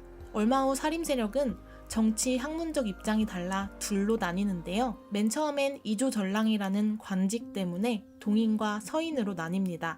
이조전랑은 조선시대 6조 중 하나인 이조의 관직 이름인데요. 비록 높은 관직은 아니었지만 인사권이라는 메리트를 갖고 있었습니다. 그래서 이 자리를 누구나 탐내던 차에 김효원과 심의겸이라는 두 사람이 한판 붙게 되는데요. 결국 젊고 장원급제 출신의 인기도 많은 김효원이 이조의 정랑이 됩니다. 그런데 이때 심의겸이 그가 옛날에 윤원영에게 얹혀 살던 자라며 권력 대신 집에 더부살이 하던 자가 행실이 올바르겠냐고 비꼽니다. 그럼에도 불구하고 김효원은 이조 정랑으로 임명되었으나 이후에도 두 사람의 갈등은 끝나지 않았습니다. 김효원의 후임으로 심의겸의 동생이 거론되자 심의겸에게 괘씸한 마음을 갖고 있던 김효원이 심의겸과 동생은 선왕 명종의 외척이라 중요 업무를 못 맡긴다며 다른 사람을 추천해버린 것이었죠. 결국 김효원과 심의겸의 신경전은 더 날카로워졌고 이들을 중심으로 사림 세력이 동인과 서인으로 나뉩니다. 왜 동인과 서인이라고 부를까요? 김효원이 사는 곳이 서울 동쪽 건청동이라 동인, 심의겸이 살던 곳이 서울 서쪽인 정동이라 서인입니다. 그런데 동인은 또 한 번 쪼개집니다. 다시 남인과 북인으로 분열된 건데요. 이유가 뭘까요? 바로 1589년 정여립의 모반 사건 때문입니다. 과거 급제 출신인 정여립은 오늘날 외교부와 교육부의 기능을 하는 예조 좌랑이 되었습니다. 그는 서인인 율곡이이의 문화생이기도 했으며 초기 관직 생활도 서인들과 함께하던 자였습니다. 하지만 이후 당시 정권을 장악하던 동인편에 들어가더니 서인 쪽에 있는 이이와 성혼 등을 비판하기 시작합니다. 서인 입장에서는 기가 막힐 따름입니다. 오늘날 야당 국회의원이 여당으로 들어가더니 예전에 같이 정치하던 동료를 비판하는 모양새였습니다. 박쥐 같은 정여립에게 너무 화가 난 나머지 왕에게 글을 올려 비판하는 사람까지 등장합니다. 정여립은 동인을 지지했음에도 불구하고 결국 관직에서 물러납니다. 그리고 고향에서 대동계라는 모반단체를 조직해서 사람들과 군사훈련을 하며 세력을 모으는데요. 이런 정여립의 활동은 결국 그의 발목을 잡고 맙니다. 1589년 왕에게 상소 하나가 날아옵니다. 정여립이 한강이 얼면 한양으로 쳐들어와 병조판서 신립과 조정의 신하들을 죽이고 어명을 위조하여 죽일 것이라는 역모를 꾀하고 있다고 합니다. 정여립의 역모 소식에 당시 권력을 잡고 있던 동인들이 당황합니다. 당시 정여립은 동인에 속해 있었기 때문에 동인들은 정여립의 결백을 주장해왔거든요. 놀란 조정은 급히 정여립을 잡아오게 했으나 정여립은 같이 갔던 변숭복과 아들을 죽이고 자신도 칼을 거꾸로 세워 자살을 하고 말았습니다. 결국 정여립이 진짜 역모를 꾸민 것인지에 대한 진실은 미궁에 빠지게 됩니다. 이것이 정여립의 모반 사건입니다. 일설에서는 당시 비집권 세력인 서인이 집권 세력 동인을 몰아내려고 만든 조작 시나리오라는 설도 있고, 외란에 대비해서 전시에 가동할 의병으로서 대동계를 조직했다는 설도 있습니다. 실록은 당시 승자였던 서인 입장에서 쓰였다는 점과 실체가 모호하다는 점 때문에 오늘날까지도 정여립의 모반 사건에 대한 정설은 없습니다. 정여립 모반 사건으로 3년여에 걸쳐 동인 쪽 1000여 명이 피해를 입습니다. 특히 남명 조식의 문화생 중에는 정여립과 연루된 사람들이 많아 피해가 컸는데요. 반면 태계 이왕의 문화생들은 피해가 덜했습니다. 그 결과 조식과 이왕의 문화생이었던 동인 세력은 정여립 모반 사건을 계기로 상맥에 따라 남과 북으로 분열합니다. 16세기 말 조선의 상황은 어땠을까요? 조선은 건국 후 200년 동안 직접적으로 전쟁이 터진 적이 없었습니다. 이 시기 일본에서는 100년간의 전국시대가 펼쳐져 치열하게 서로 군사력을 키우는 전쟁 중에 있었습니다. 게다가 이때 일본은 조선과는 다르게 서양과 교역을 활발히 했고, 이에 따라 조총과 같은 신무기도 본격적으로 도입합니다. 오다 노부나가와 그의 부하였던 도요토미 히데요시가 이 조총으로 일본 전국시대를 통일하게 되는데요. 오다 노부나가가 죽고 그를 계승하여 도요토미 히데요시가 일본의 전국을 통일합니다. 이제 일본에는 100년간의 전쟁이 끝나고 평화의 시기가 왔습니다. 도요토미는 이제 나라 밖으로 눈을 돌리기 시작합니다. 사실 그는 애당초 조선에는 관심이 없었습니다. 오히려 조선을 발판 삼아 만주를 침공하려 하는데요. 명나라를 공격하고자 하니 조선은 길을 빌려줘야 한다는 일본의 말을 조선은 당연히 받아들일 수 없었습니다. 하지만 일본은 끝없이 통신사 파견을 요구합니다. 결국 조선이 1590년에 동인의 김성일과 서인의 황윤기를 일본의 통신사로 파견합니다. 그 둘은 1년 뒤 선조에게 도요토미를 만난 일을 보고하는데요. 문제는 김성일과 황윤길이 상반된 보고를 했다는 겁니다. 서인 황윤길은 외국이 전쟁 준비에 한창이니 그들의 침략에 대비해야 한다고 말했고, 동인 김성일은 도요토미가 인물도 보잘것없고 군사 준비가 있음을 보지 못했기에 전쟁에 대비하는 건 민심만 혼란스럽게 할 뿐이라고 합니다. 이런 의견 대립은 서인과 동인의 정치 대결로 이어졌고, 결국 동인 김성일의 주장이 채택되는데요. 채택된 이유는 막대한 예산을 들여 전쟁 준비를 했다가 만약 전쟁이 안 날 경우 세금만 왕창 낭비했다고 비난받을 게 뻔했기 때문입니다. 이렇게 조선은 전쟁 준비를 소홀히 하게 됩니다. 나중에 김성일은 이 일에 대한 죄를 씻기 위해 임진왜란 중 의병을 일으켜 의병장으로 활약하기도 합니다. 한편 전란을 대비하지 않고 있던 조선에서 유일하게 전쟁 준비를 하고 있던 사람이 있었습니다. 바로 충무공 이순신입니다. 이순신은 본래 정읍 현감의 관직에 있었는데요. 1591년 당시의 국무총리이자 이순신 형 친구였던 류성룡이 이순신을 추천하면서 이순신은 전라좌수사의 관직으로 승진합니다. 이것은 무려 7단계의 관직을 뛰어넘는 파격 인사였습니다. 그리고 김성일의 주장이 무색하게 왜국이 대대적인 침략을 감행하니 이것이 바로 임진왜란입니다. 1592년 4월 13일 일본이 부산을 공격합니다. 그리고 4월 15일 동래성 전투를 치릅니다. 부산을 함락한 일본은 한양까지 쭉쭉 밀고 올라오는데요. 4월 24일 충주에서 조선의 군대를 만납니다. 당시 조선은 제승방략체제라는 군사체제를 갖고 있었는데요. 제승방략체제란 각 진지에 있던 군사가 집결지로 모여서 한 방에 적군을 몰아내는 방식입니다. 하지만 대규모일지라도 사실상 당시 조선 군대는 형편없었습니다. 그도 그럴 것이 오랜 평화의 시기를 거치는 동안 군사훈련은 체계적으로 이루어지지 않았기 때문입니다. 게다가 전쟁은 정보와의 싸움인데 당시 군사를 이끌던 신립장군은 왜군에 대한 정확한 정보가 없었습니다. 신립장군은 북방의 여진족을 소탕한 영웅이었기 때문에 왜군을 더 만만하게 봤는지도 모릅니다. 조선의 군사는 충주 탄금대에서 배수진을 치고 왜군과 만납니다. 류성룡이 쓴 징비록을 보면 신립이 왜군을 얼마나 만만하게 봤는지 알 수 있는데요. 조총이라는 것이 쏘는 대로 맞춰집니까? 라면서 거들먹거려 이를 류성룡이 걱정하였다고 합니다.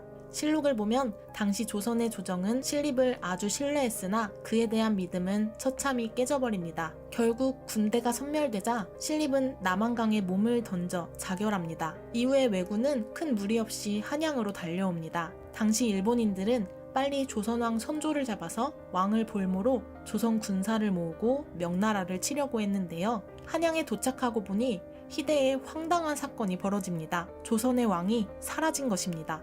일본은 임금이 궁궐을 버리고 도망갈 수 있다는 자체를 예상하지 못했습니다. 왜냐면 일본은 작은 성의 성주일지라도 전쟁 패배의 위험에 처하면 할복 또는 항복할 망정 절대 자기 성을 버리고 도망가진 않기 때문인데요. 왕이 도망갔다는 사실에 왜군뿐 아니라 조선 백성들도 분노합니다. 분노한 백성들은 경복궁의 노비 문서들을 불태우며 궁궐까지 불태워버립니다. 선조는 자신의 몸을 보전하기 위해 한양을 떠나 개성으로, 평양에서 의주로, 점차 국경선 지역까지 피난을 갑니다. 거듭된 패전 속에서 급기야 선조가 피난해 있던 의주성 주위만 빼고 함경도 일원까지 점령당하니 이제 명나라의 원군까지 청해야 했습니다. 이런 가운데 스스로 조선을 지키려는 움직임이 곳곳에서 일어납니다. 의병대의 항쟁과 이순신 장군의 눈부신 활약 덕분에 선조는 적의 포로로 잡히는 신세는 면할 수 있었습니다. 지방에서는 각지의 전직 관료,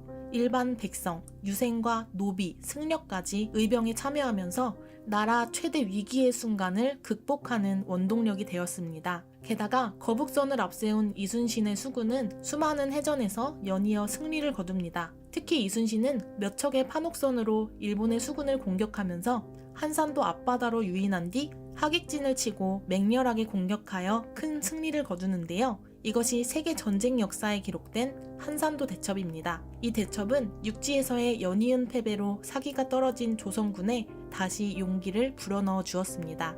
이후 생각보다 길어진 전쟁에 명나라와 일본이 강화교섭을 시작하는데요. 명나라 황녀를 일본의 후비, 첩으로 보내라고 하거나 조선의 경기, 충청, 전라, 경상 지역을 내놓으라는 등 일본이 허무맹랑한 협상 요구를 하니 회담은 결국 결렬되었고 1597년 다시 전쟁이 발발합니다. 이것이 정유재란입니다. 이때 조선 재침략을 앞둔 일본군 대장은 전쟁 승패가 이순신의 제거에 달렸다고 판단하여 첩자를 이용해 거짓 정보를 흘립니다. 선조는 이 정보를 듣고 바다로 나아가 적을 격퇴하라고 명을 내렸으나 이것을 유인책으로 판단한 이순신은 적의 도발에 넘어가지 않았습니다. 하지만 선조는 무신이 조정을 가볍게 여기는 습성을 다스리지 않을 수 없다며 이순신을 파직하고 죄를 물으라고 합니다. 결국 전쟁 중에 파직된 이순신은 옥에 갇혀 온갖 고초를 겪다가 28일 만에 풀려나서 백의종군하는데요. 백의종군은 직책 없이 종군하게 하는 조선 특유의 처벌입니다. 조선은 이렇게 일본의 술책에 걸려들고 맙니다. 결국 선조가 원균을 삼군수군 통제사로 세우는데요. 원균은 적의 유인 전술에 넘어가 전멸에 가까운 패배를 당합니다. 이를 본 선조는 죽이려고까지 한 이순신을 다시 삼군수군 통제사로 임명하지 않을 수 없었습니다. 이때 조선 수군에 남은 군사는 120여 명, 병선은 고작 12척이었습니다. 어려운 전투에 임하게 되었으나 이순신은 자신을 믿고 따르는 장수와 병사들을 이끌고 나섭니다. 그리고 명량해전에서 탁월한 전술을 발휘하여 13척의 배로 133척과 싸워 기적적인 대승리를 거둡니다. 이후 몇 번을 더 승리하던 그는 1598년 노량해전에서도 큰 승리를 이끌어내던 중 적의 총탄에 맞아 목숨을 잃는데요. 그는 죽는 순간까지 싸움이 바야흐로 급하니 내가 죽었다는 말을 삼가라 하고는 조용히 눈을 감았습니다. 실제로 군사들은 이순신이 죽은 사실을 미처 모른 채 싸웁니다. 전투가 끝나고 이순신의 죽음이 알려지니 사방에 통곡 소리가 가득했습니다. 그리고 1598년 8월 도요토미가 병사하자 왜군이 본국으로 철수하기 시작합니다. 드디어 7년간의 전쟁이 끝났습니다. 임진왜란은 조선 사회에 엄청난 고통을 안겨주었으나 반면에 수많은 영웅들을 배출하며 민간의 자긍심도 심어줍니다. 특히 7년간의 외란 속에서 가장 빛나던 명장 이순신은 그야말로 백성들의 영웅이었습니다. 하지만 그에 비해 피난을 갔던 선조는 이순신이 탐탁지 않았고 결국 이순신의 엄청난 공은 과소평가되고 말았습니다. 선조는 전쟁 승리의 모든 공을 명나라에게 돌립니다. 게다가 임진왜란 7년간 목숨을 바쳐 싸운 선무공신보다 선조를 따라 피난 갔던 호성공신의 수가 훨씬 많았습니다. 왜군과 싸워 이긴 공보다 선조를 호위한 공을 더 치켜 세워준 것인데요. 그리고 전국 각지에서 국토를 지킨 의병장들의 이름은 선무공신 명단 어디에서도 찾아볼 수 없었습니다. 백성들의 미움을 받고 있음을 알고 있던 선조의 열등감은 의병장에 대한 평가절하와 이순신 탄압으로 나타납니다. 선조의 재위 기간을 돌아보면 명종시대에 혼란을 수습하고 외척 정치를 없앴으며 신권 중심 정치를 구현했습니다. 하지만 나라의 리더로서 용기와 책임감이 부족했다는 평을 받습니다. 선조는 나름대로 전쟁 후 황폐해진 나라를 복구하려 했으나 거듭되는 흉년으로 그의 노력은 무용지물이 됩니다. 게다가 조정에는 정치 싸움이 심해지며 혼란이 가속됩니다. 결국 선조는 전쟁의 뒷수습을 마무리하지도 못한 채 1608년 59세의 나이로 치세를 마감합니다. 조선왕조실록 다음 편에서는 폭군으로 기록된 비운의 전쟁 영웅 15대 광해군과 청태종 앞에 무릎 꿇은 치욕의 왕 16대 인조의 이야기로 다시 찾아오겠습니다. 구독과 좋아요, 댓글은 영상 제작에 큰 힘이 됩니다. 감사합니다.